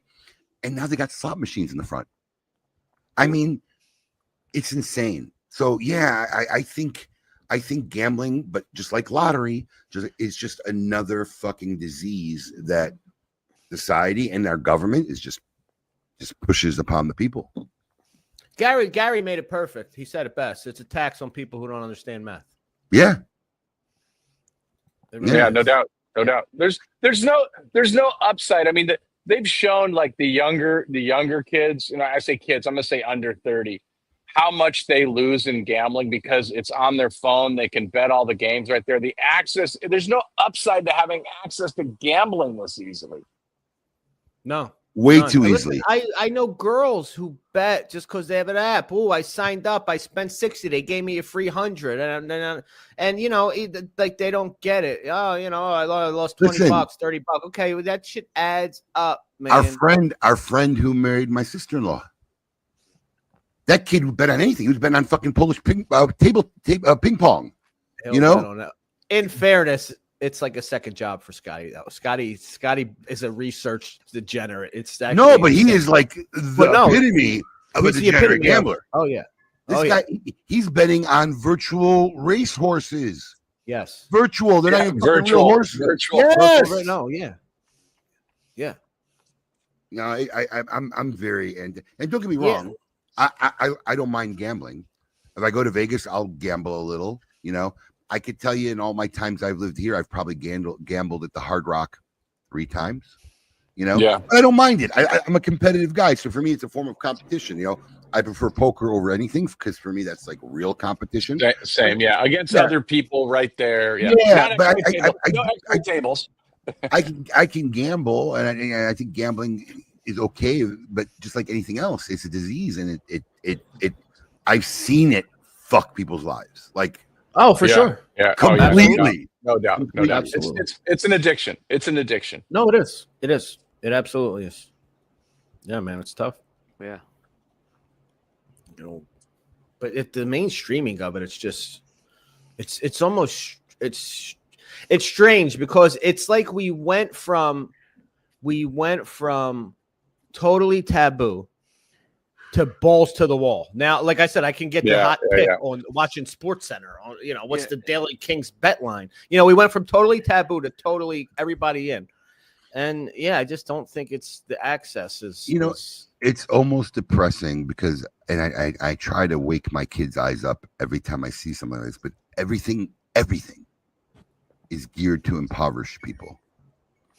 And when I say everything, I even mean like game apps. I've seen people spend thousands and thousands and thousands of dollars on game apps, and you know they can't afford it. No, and it's a game. You're not getting nothing out of it. I mean, if you got tons of money and it's like buying a cheeseburger for someone else, that's one thing. But you know, everything is just meant. It's all great. It's all my favorite. I was gonna say I went to buy a car and I was paying cash for the car, and he's like, "Well, we have 7 and 8 year financing.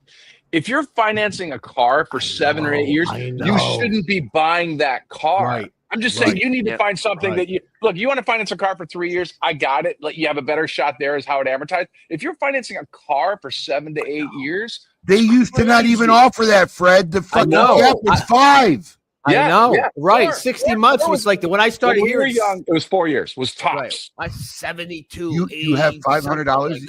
You have $500 in your savings account. You can't afford anything. Oh, here, get a $1,200 new iPhone. We'll only take $25 a month on your phone bill. Right. Everything is designed to listen. It's literally one of the reasons. One of Alex's idea, and you know, from a business standpoint, good idea. He came to me once. He says, "Hey, man, you know, these other websites, they got that, you know, buy now, pay later, you know, or buy, you know, we should add that to our site." I'm like, fuck no, man. If somebody can't afford to buy cigarettes, the last thing I want to do is fucking fuel the fucking fucking but you know, the poverty of fucking people who are shopping on my site. I'm not. I got a conscience that would bother fucking me doing that for a fucking living, you know? The whole world is designed for fucking people to be impoverished, and it bothers me. There was this video. It was a short. It was a couple years back, I remember, but it was this guy and his wife or whoever, mom, is talking to him, and he literally just spent like $1,200 on the phone app, on a fucking game. And she's like, "Are you fucking kidding me? $1,200? Do you think it's normal? Do you think other people are spending $1,200?" And it was funny, but he literally gave the perfect answer, and it's the truth. And he turned around and he said, "Well, if they're trying to fucking catch them all, they are. I'm trying to catch them all." But it's the total truth. And he was playing Pokemon Go. If you want to catch them all, it's probably going to cost you about $1,200 in paying an in-game shit if you actually want to really get the total, because that's how they are designed, to just suck your blood, suck you out in $2, $3, $4, $5, $10 transactions. Alex knows because I was playing this game, Marvel Contest of Champions, for probably a year and a half. A job. Yeah, probably for like a year and a half. And I'm telling you, there were guys spending thousands a month. And the problem is when you get in those games, if you don't spend that kind of money, you can't compete. Right. I mean, that's what I'm saying. It was funny, but the guy was true. If you want to catch them all, I'm spending $1,200. Yeah. Right.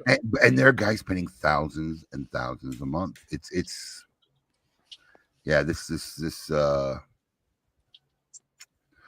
that bothers me about society. Because literally, and you know what? And what's even worse is nowhere in schooling are they teaching these kids anything about finance, how to handle no, how to protect their credit scores. These kids are coming out of school not knowing shit about that. They go 18 years old. They go to college. What's the first thing they see? Fucking 20 stands of people ready to give them credit cards, and they have no idea. I was that guy. I ran up my credit card $2,000. I did too. First semester, Like, my dad went. My dad, a guy who probably never paid interest in his life or avoided every opportunity could, had a fucking nuclear stroke on me. You know, one of the things that with raising my daughter, there were a couple. You know, there's a point where you're their friend, and then as they get older, you're like, okay, I got to prepare them for life. And one thing we did with my daughter that I thought was a really good thing is I was lucky. My daughter didn't want a lot. She was not needed to have the fashion. She didn't care about chasing all that stuff. But she would be somewhere and she's like, hey, I'd really like to have this whatever, and it's like $50. And it didn't matter because we had made money by then. But I'd say, you know what? Let me talk to your mom and see how we're going to pay for it. And if she asked Tracy that, she would say the same thing. Let me talk to your dad and see how we're going to pay for it. That we didn't teach her all about numbers and finance and all that. So we stuck with that one. It's like Inception. We just stuck with that one simple sentence. And then when she got older, whatever she wanted to buy, and she manages her money great. She always thinks, if I'm going to buy something, how am I going to pay for it? And that little simple thought is what really, I think, made her good without having to go into all the other stuff. Look, the two things they don't teach you in school are love, are relationships and money. And they're the two biggest things in your life. And nobody prepares them for any of that. Why does Fred? Oh, and I got balloons now. Because I think I forget. If you do this by mistake, it's like, That's funny. No, listen, all the time, like my daughter, hey, we drop her off somewhere. She's got to pick something up. I give her $100. She comes back out when she gives me the change. I said, how much was it? And she knows now. She'll because like they'll go buy something. How much was it? I don't know. Why the fuck do you not know? You just bought it. I know what I pay for fucking everything. So yeah, it's hard. Especially got kids growing up today because man, it's so intangible. Everything's intangible to them without any real tangibilities. Money's like something that's just it's magically there, So I'm really proud of my daughter. She hustles, man. My daughter works. Petra, performs at the shop. She tutors 2 kids on violin. She babysits in the neighborhood. She really has a great head on her shoulders about money. Yeah, for sure. I don't know who this is on YouTube, but the answer is nothing. No, that's the same thing. Same thing. No difference. In fact, that's just as rigged. That's just as rigged as half the sports half the time. Yeah, that's just Yep. Absolutely nothing. So I want to say one thing on staying on the theft stuff.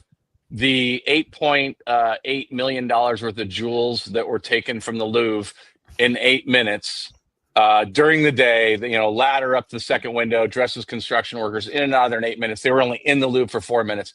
But what cracked me up was the French police saying the thieves left behind helmets, gloves, DNA, fingerprints. They think they're looking for, a construction worker, a policeman, someone wearing a helmet. And I'm like, you're looking for the village people. You're looking for the village people. A policeman, a construction worker. You're looking for the village. And we got it under control. I don't know what that is in French. Maybe they just basically go, hey, we're going on break. We opened a bottle of wine. We're figuring it out. But, I mean, bold move right in the middle of the day. In the middle of the day is what really makes it like in the middle of the day. I guess it's like, hey, why bypass alarms when we could just do it in the middle of the day? Yeah, I mean, they're dressed as a construction crew. They came in, they took a construction dolly, they went down there, and I haven't seen the French jewels. I've seen the ones in England, and then they're in cases. There's a guard in there. Apparently French are just like, I guess you're on your own best of behavior. Go down there, here's a charcuterie board, and go look at the jewels and come back out when you're done. Yeah, I guess so. We have signs that say "Do not steal." Yeah, well, that's good. Yeah. Oh, I just realized. I guess this is just a day full of crime. We got one more, Abe.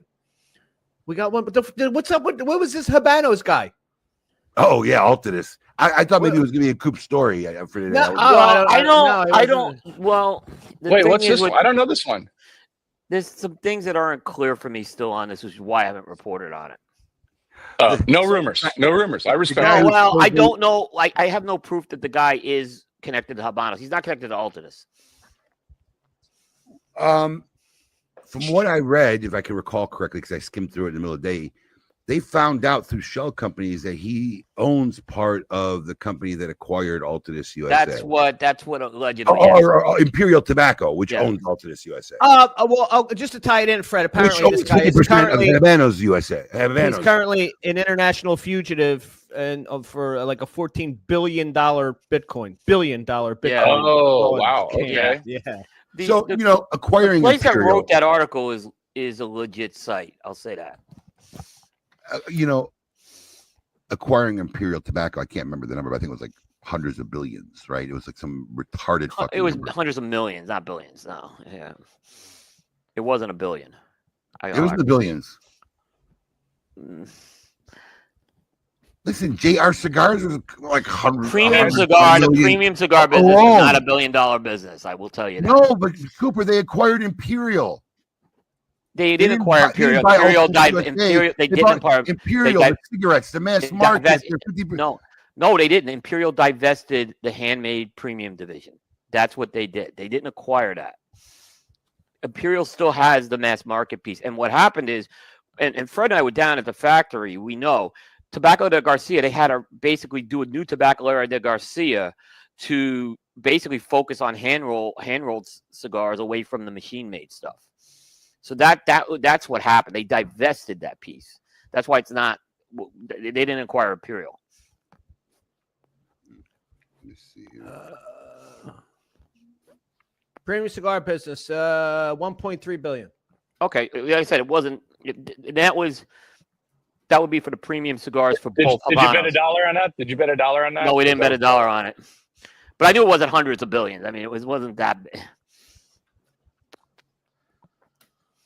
Chen Zi is on the run. Habanos SA shareholder. If convicted, he is Cambodian businessman accused of running a massive network of so-called pig butchering scams, which involves gaining the trust of individuals via emails, and then manipulating them to invest into fake cryptocurrency investments or directly transferring money to them. He's not been arrested and is wanted and is therefore on the run, according to the U.S. Good luck finding him in China. If convicted, he faces up to 40 years in prison. U.S. authorities has already seized $15 billion in crypto. In case you run into that man. All right, stay on the lookout. Yeah, be on the lookout.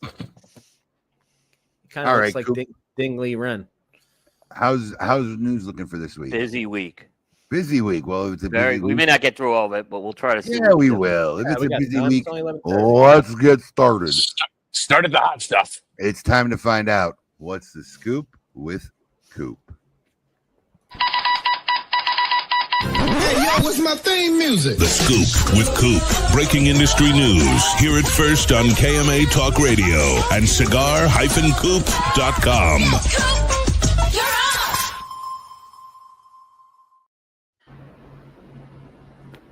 Floor is yours, Coop. Let's start with Nicaragua.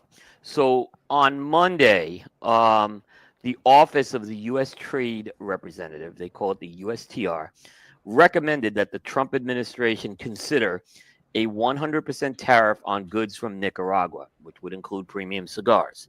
And the reason for this is the USTR late last year under the Biden administration started launching an investigation into violations of labor rights, human rights, fundamental freedoms in Nicaragua.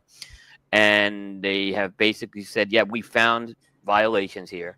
And because there are violations, we are recommending to the administration that they impose a 100% tariff. Now, they're able to do this because there's a Trade Act of 1974, and there's something called Section 301 in there that basically allows them to take such actions. It's in a way, it's kind of like a step towards an embargo if you think about it, right?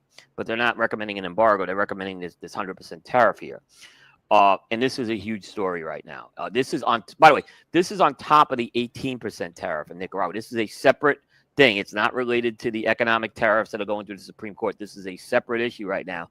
It is a very delicate issue going on right now here because obviously the things involved here right now and what the consequences are.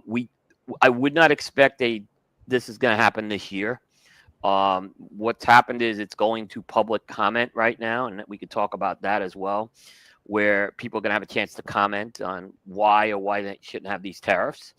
and then they're going to evaluate the comments if they evaluate the comments, and that's always an if.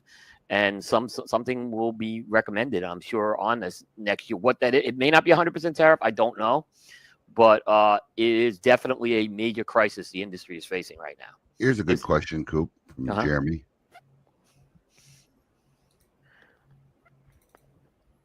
It's a different government. This is dealing. It's a different government in Nicaragua. I've been to all three countries, and I can tell you, we have to be the most careful when we go into Nicaragua. It's just we have to really stay in our lane. What he's asking is, because I've been to factories in all countries, and I didn't see any, like. This is not factory. This is not about cigars and cigar factories. This is about conditions in the country we're talking about. Yeah. And that's what this is all about. Cigars are one part, but they're going after anything out of Nicaragua with this right now. And I don't necessarily think it's targeting cigars on this. No. They're just in the crossfire. It's one of the exports that really affects our industry. But there's coffee, there's meat, there's other things that come out of Nicaragua right now. I know a couple companies already thinking of relocating. Okay, but here's the problem with that. Honduras factory seemed like a good idea now, didn't it? This is not a new news. That's why you see companies have done this over the past few years. It just seems to be never ending in fucking Nicaragua. It's not one thing; it's fucking another. But here's the problem where it's not limited if they actually implement that. What there is a system in place in the government that. And it's to avoid skirting around a tariff. So let's say that they put Nicaraguan tobacco in a Dominican cigar. They could turn around and the government could say, hey, what percentage of Nicaraguan tobacco are you using in that Dominican cigar? Because we will be taxing that portion 100% because that's what we're doing on Nicaragua. Same thing if you move them into Honduras, if you use Nicaraguan tobacco, they go, hey, that's a product of Nicaragua that you're assembling in Honduras. But we have 100% tariff on anything coming out of Nicaragua, and they can bolt it onto there. So it's it's beyond the reaching of that. Right. And I have a separate question for Abe at some point on this too. Yep. So the other thing, and what Fred's talking about, there's a free trade agreement. It's called the CAFTA-DR, which is the Dominican Republic Central American free trade agreement, and that's what Fred's talking about. This all falls under. It is going to go beyond Nicaragua, as Fred said, if this happens. It's a major issue. It's the biggest issue I think the industry's faced since S-chip. Alex is on the edge of his seat.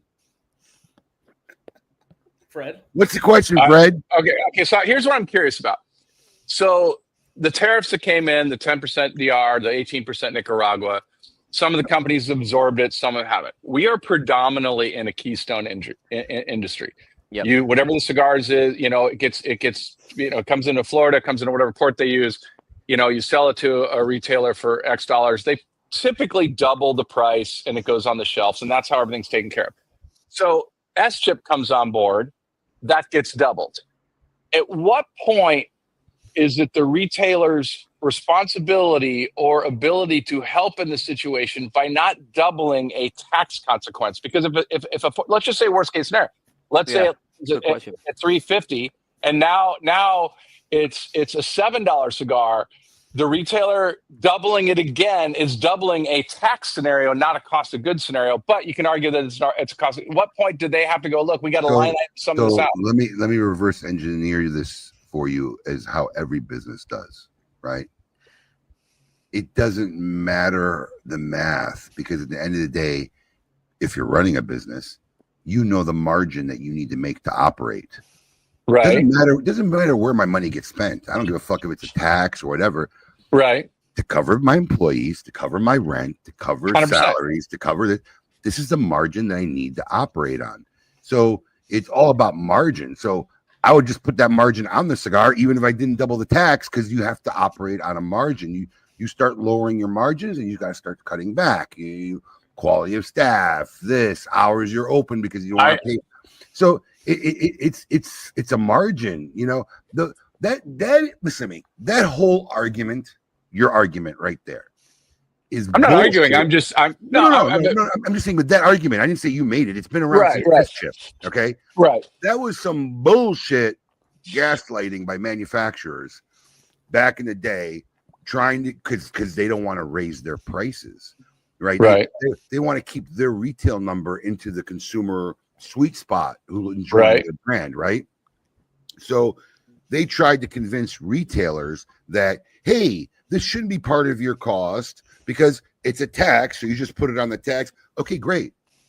But I need my margin. So I could just put my margin on your cigar, add the tax, but I got to compensate, so I'm making that same margin. Yeah, right. Well, I think too. But your margin gets greater if you're doubling. If you have a substantial tax going in, if you talk about like 100% tax, your margin got greater. You operate on the margin of what the revenue coming in is, because from that revenue, whatever it is, if it's $10 or $12 or $15, right? And I'm not a mathematician, and I'll tell you right now, I'm not the most savvy businessman. I'm not college. No, you're fine. You're doing all right. I mean, when it comes to economics and shit, right? Right. So. But what I could tell you is this: if I bring in $20 to the register, right? No matter how I got the $20, right?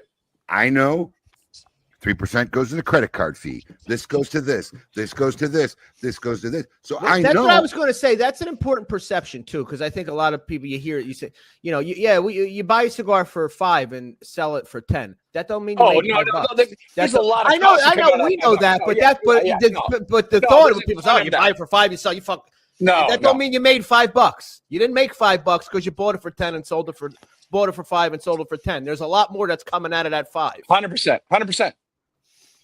And I'll tell you, and I'll tell you another thing, which we've never factored in. I think 99% of the retailers don't factor in this, but especially now these days, man, it's actually, if people knew, it's actually absurd, is we don't factor shipping as part of the cost. Shipping is just another line item on the thing. Right. So, some do. A lot do, though. A lot do. They really? Well, we just never did back in the day because we followed the price sheets, and the price sheets don't factor in shipping, right? MSRP, whatever. So there's another 2-3%. Some companies charge 5% flat rates. I mean, we even try to lower that by using our own UPS number and not letting them right. Yeah. There's so much taken out that we operate on margin. I know when $20 comes in, I need this percentage of profit, regardless of how I came to that number. Right. This is what that $20 or that $10, this is how much margin I need. Otherwise, our game plan has to be restructured. We have to cut corners somewhere, got to buy cheaper coffee for the people in the shop, getting coffee. I mean, but that's what you do as a company. Right. And I got news for you people. This is why the food industry, especially the fast food industry, right? You can still buy, the 99-cent menu and shit like that, because they cut every fucking corner and start using chemicals instead of real food. Right. Because that's what you do as a company. If you don't want to raise your price, you got to fucking cut the corners.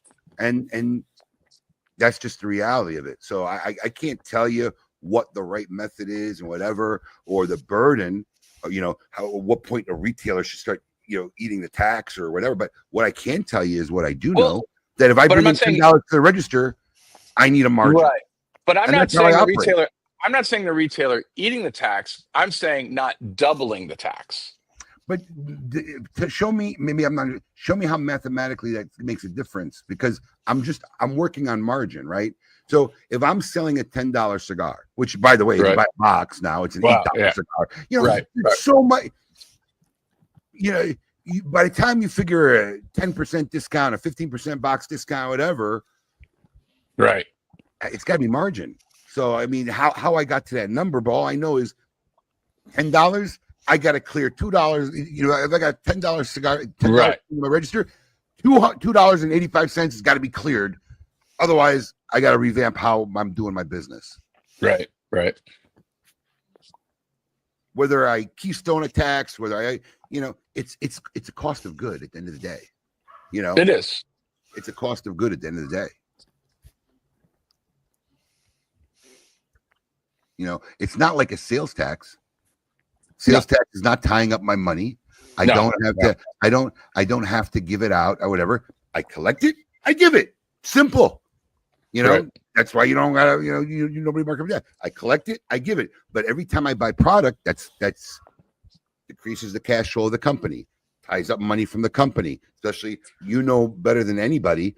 80% of the business is only made on 20% of my products. Right. The other 80% trickles in, trickles out. It's a lot. So I don't know really the answer to your question. All I can just tell you mathematically is how I run my business. I know if there's $10 going in the till, like $2.85, we need to clear. Otherwise, we're in trouble.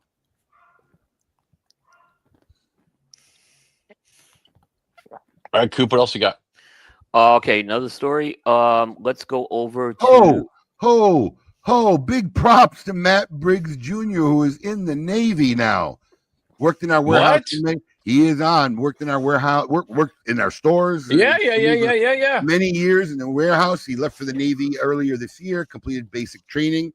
I believe he's stationed in Pensacola, watching KMA Talk Radio. Hope you're doing well. Nice. Hope you're doing well, awesome. Junior. That's awesome. Good to see him on. So sorry, I didn't mean to interrupt anybody. I was just very shocked to see Junior on the podcast. Yeah, I see him on there now. That's awesome. Yep. Last weekend, Casa Fuente shut its doors on Sunday in Las Vegas. So 20-year run came to an end. This was known news that they were shutting down, not renewing the lease. What really I think tied into that, was the big thing is about a couple years ago. That's the inside of Casa Fuente. On the outside, stop letting smoke outside, right? Yeah, the patio area stopped the smoking outside, and ultimately they decided not to renew the lease. They opted, I guess, not to relocate somewhere else. So there may be other reasons that, there's got to be more reasons why they didn't relocate a place like this, is what I'll say. But yeah, they have shut the doors. So there's no plans that we've heard of, at least, for another Casa Fuente opening, although I've heard the door's not shut either. So, but obviously nothing's happening. There will be no more Fuente in Vegas for the time being. Or no more Casa Fuente in Vegas for the time being. Too bad. That was all the other cigar shop. Do you think all the other cigar shops because look, here's the problem. When you're first, you do it great. But then you open up 8, you open up this, now you got a lot of really bigger, nicer, well thought out places. Well, you think it had a big impact on that? I think it did, and I think the Fryboy Tobacco who ran that for the Fuentes, they opened up 2 Monte Cristo lounges, one on the other end of Caesars inside the casino. One at Paris. They have Cigar Box, which is off the strip. Cigar Box is one of my favorite places in Vegas. Great place. If you haven't gone to Cigar Box, go there. But Fuente had a lure. This was a lure. This was an absolute destination for cigar people. It was the cigar destination in Vegas. How many times have we all gone and gotten together there? It was the first stop. It was first stop at PCA. Come in a couple days earlier, go there, have a mojito, have a cigar. It was definitely. We would get in early to go get the limited cigars. Is why we would go there. But our team would get in for that reason. Let's be honest. The lounge is obviously Monte Cristo Lounge right on the other side of the Caesars Mall there. But let's be honest. You have a smoking environment in the middle at the end of a mall. The fact that it was able to stay there that long just amazes me, even in Vegas. Yeah, it's sad. It's sad though. Yeah, it's sad. It was a huge story on Coop. Actually, the numbers the numbers were big, even though everyone knew it was closing. It wasn't it came out earlier this year. I think Matt Tobacco was actually the guy who was in there and found out it was closing officially, and he actually put something out there. He had a statement from the people running it that it was closing. So. We knew this was happening, and it's sad. I keep saying it's getting harder and harder to smoke in Vegas every year. There's a lot of lounges there now. There are. We really fell in love with Cigar Box a couple years ago, and that's been our place now. You've got a nice one in the Paris Hotel now. You've got the Monte Cristo Lounge. You have more options now than you did 6 years ago. 8 is interesting. 8 is the closest thing to a Dubai lounge, is what I tell people. It's a nightclub. 8 is a nightclub. It is a night, but it's more of a nightclub, is what I'll say, as opposed to a cigar lounge. Yeah. Yeah. But you can smoke there. But I've gone to a couple of times there. I went to CLE, did a party there one year. It was great. Yeah. But it is now closed. What else you got, Coop? So we got some cigar news of releases. Crowned Heads is got the Belgian Blue coming back this year. That was a limited. That was a big hit, I think, for them last year. This was when they released Belgian Blue last year. Those cigars went pretty fast. They went fast.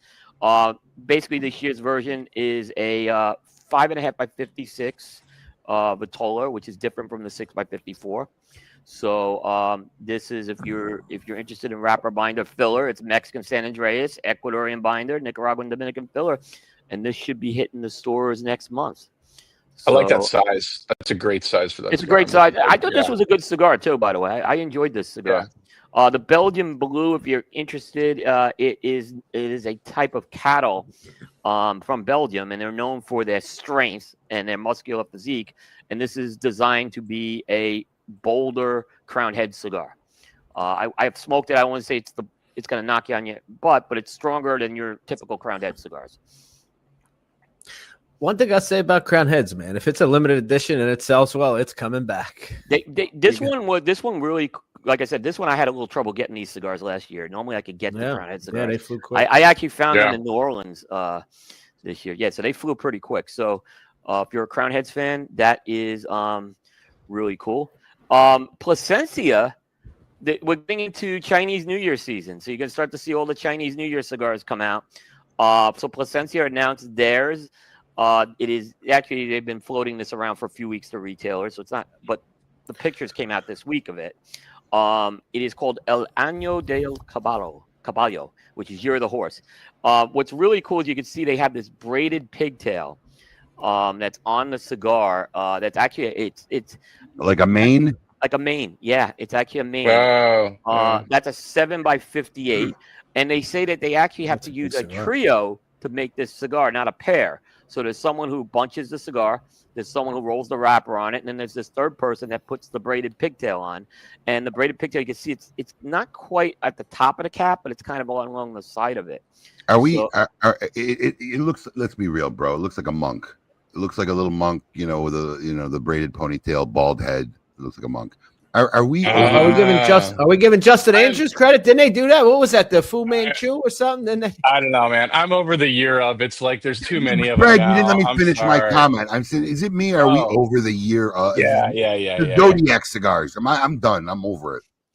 Well, I mean, Davidoff was the one who really started it, and they're still going. I was okay with that. I was okay with some, Davidoff having so and I actually thought EP Carrillo. I thought it was really cool how he did the entire Zodiac in one thing. But it's just everybody's got one now, and I just don't even know if it's a good cigar. It's like I can't chase all of them. There's too many of them. Well, it's only $59. It's only $59, by the way. So I feel 90% of them are just mailing it in and throwing a fucking. Only $59. $59 a stick. $59 a cigar. Yep.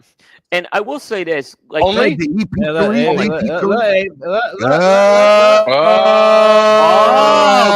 Alex. Yeah, Alex, this one wasn't even on my radar. Alex, good call. Justin's gonna be pissed. Everybody who's watching me now, tag Justin Andrews right now. Say, call him a genius. Wow. Call him a genius. I want to see him. I do want to see him roll that. I'm very curious how I would have liked to see him do a video of them putting this cigar together. I want to see how they do it because they must do the cap afterwards. They do, right? My bet is they have strands of tobacco cut in advance before they put the cap on. They take the strands at the top of where the wrapper leaf ends, where and they braid it, and then they cap the cigar.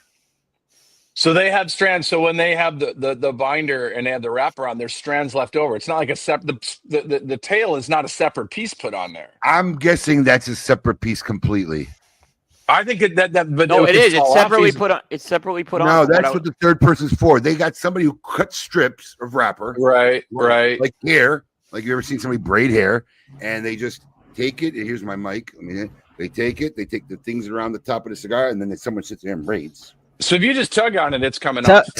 Tell us you have black children without telling us you have black children. Great fucking. I will say Plasencia has tried to get creative with their year that releases. Like last year, they did the Calabra, which is the snake. So they actually included a Calabra in with their year of the snake, which I thought. Yeah, that's cool. That's cool. I think they're trying to give I'll give them credit. It's not just we're going to create the year of the snake and just. I'm going to come out. With That's I'm fair. going to come out with a new series called The Year of. It's going to be the year of 2026. The next year we'll make the year of 2027. The year of 2028. Crazy. Not to make it all about Saka, but I liked what Saka did with that Year of the Duke this year. That's a great, Everybody does. What a great cigar that was, too, by the way. Yeah. I thought it was a cool idea. And Chris Duke, who's he's a guy who volunteers to work for Steve Saka every year, and he just decided to create a cigar in tribute to this guy. Let me tell you something. And Yeah. you know, I really, when I say I really hate tooting his horn, but I know he doesn't fucking watch my show, so I could do it now. I have 2 meetings a year with him. I mean, not just random phone calls or whatever, but like we schedule it. It's on the calendar. Right. Had one this week. It was 2 hours and 48 minutes of a meeting. That was where short. we just go over our plans. And I'm going to tell you something. You know, everybody talks about, oh, it's a good cigar. It's a good cigar. He's a psychopath. I'm not bullshitting you. He is an absolute psychopath. I've never worked with anybody who's just. You don't get mad because you know it's in good cause, but it's nuts. What year did Wagashi come out, Alex? Was that 3 years ago? When we dropped 2 years ago. 2 years ago. This would be 3 now. Yeah, this would be 3. It was 2023. I'm going when almost 2 that years. Are you positive 2023? I'm positive. I don't know, because we had Wagashi, which was the first one, right? Then we had the Emerald, the MQ2, and now the Emerald Fish. That's 3 releases. So the last Red Meat Lovers Club that was ours. No, you're right. I think 2020. I think 2023 is when it was announced. April 17th, 2023. It came out later that year. Okay, so it came out in 2023. So 2022, I think, was the last year we had, or maybe even 2020. Yeah, 2022 was the last year that we had Red Meat Lovers Club before it went national. And the whole plan was he was working on this brand called Kildathon for us. And that was supposed to come out the year Wagashi came out. Then we pushed it back because he wasn't happy with the blends. It was supposed to come out the year MQ2. Wagashi was a fill for Red Meat Lovers Club, not having our store exclusive. MQ2 was a fill. Emerald Fish was a fucking fill. And I got 3 different versions of this cigar blended in my humidor with, you know, the handwriting labels. And I'll be honest with you, I would have enjoyed the first one. I mean, I enjoyed them all, but like he sent me the first one, like, oh, this is good. I enjoy this. And all of a sudden, no, I'm not happy with it. This is why That's Steve.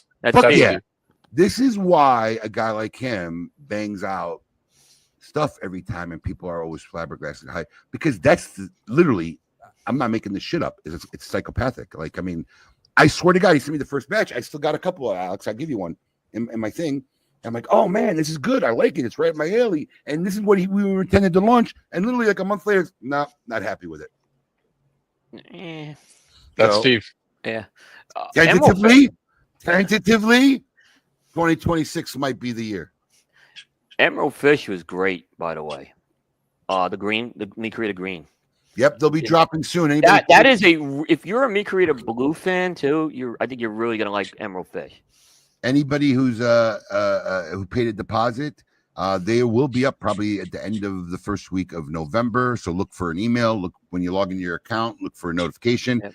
Pay your balance. We'll ship them out right away. So it's a great cigar. Really good cigar. Yeah. Anything else, Coop? Just a couple of things. There were a couple of Daniel Marshall releases that dropped this week. Who? Daniel Marshall. Who? Come on, Abe. Let me tell you something. I like Daniel a lot, and he makes good cigars. In fact, one of the things when you open up a warehouse, you look and you say, "Oh, I'm going to bring in some new lines." We bought in his lines. And it's a shame. People didn't buy them. They're really good cigars. I know. Well, wait a minute, Abe. In fairness, I think we're still waiting for an initial order on certain lines. We got the reds in. We ordered the reds and the black. Blacks never made it. The one release was amazing. Initial order of whatever. Alex with the memory, not letting nothing fucking go. Yeah. We ain't gonna put it on all our guys. Didn't have it all to buy either. Yeah, but the Fuente release was fantastic. He did, by the way, the one he did with Carlito. But there's 2. There's a Terminator endoskeleton jar, which is I think his first jar he's actually done. There it is. That comes with the red label Churchills in there. It says it fits 30 in there. I'm a little skeptical if you could fit 30 cigars in there. How big is that thing? Fits 30 cigars? Yeah, I was a little skeptical of that. But they also put one of those 24 karat gold cigars in there too, which has the actual gold gold on for the wrapper. And Okay. then there's also he did a U.S. Capitol humidor as well, which is more limited, and that's going to contain the Fuente cigars in there. And that's a pretty detailed model of the U.S. Capitol he did. And there's Wow. a dome. There's actually a dome, which it's not. Yeah. And the dome is where the cigars Yeah. are. Didn't Actually, Altus They're do the more- Capitol building? They did. In fact, Alan They reminded did. me. They Alan did. Alan reminded me of that. Yes. Altus did the Capitol, the Lincoln Memorial. They did a couple of those. Yep. building He buildings. reminded Yeah, me. He was yeah. very quick. Good point on him. Yeah. I don't know Actually, how the long guy- they were in. The guy who you know, designed all those humidors for Altus is a dear friend of mine, Andy Cosson. Yeah, they did a nice job on those humidors too. So I have one of his humidors right here. Abe? Yeah, you got Andy oh, wait, Cosson. Daniel Marshall. I have a Daniel Marshall humidor as well. Yeah. They are great. They are. You want to talk about set it and forget it. I put a Bovida in there. They last 18 months. Those Bovidas. I mean, they seal and unbelievable. So Is that it, That's- Coop? that's it. All right. For more information, please visit our friend at cigar-coop.com. We're going to call it for the rest of the episodes. We're at an hour. I want to squeeze in a couple things really quick before the end of the show. Very important information. Great Smoke tickets, November 4th. Okay. There'll be a waiting system. I have a video. It's probably on the Great Smoke Facebook page. Check it out. It's a little video to explain the waiting room, how it's going to work this year. If everything goes well, as we hope, and it's not an utter fucking catastrophe, this will be the smoothest and easiest year ever. At noon Eastern Standard Time, you click buy tickets, and it's going to put you in a waiting room, let you know approximately how many times you have to wait. It's only going to let a certain number of people on the site at a time, so the site don't crash. It should be a lot smoother and solid for everybody. So watch that video if you haven't had a chance, okay? And we have new tickets this year.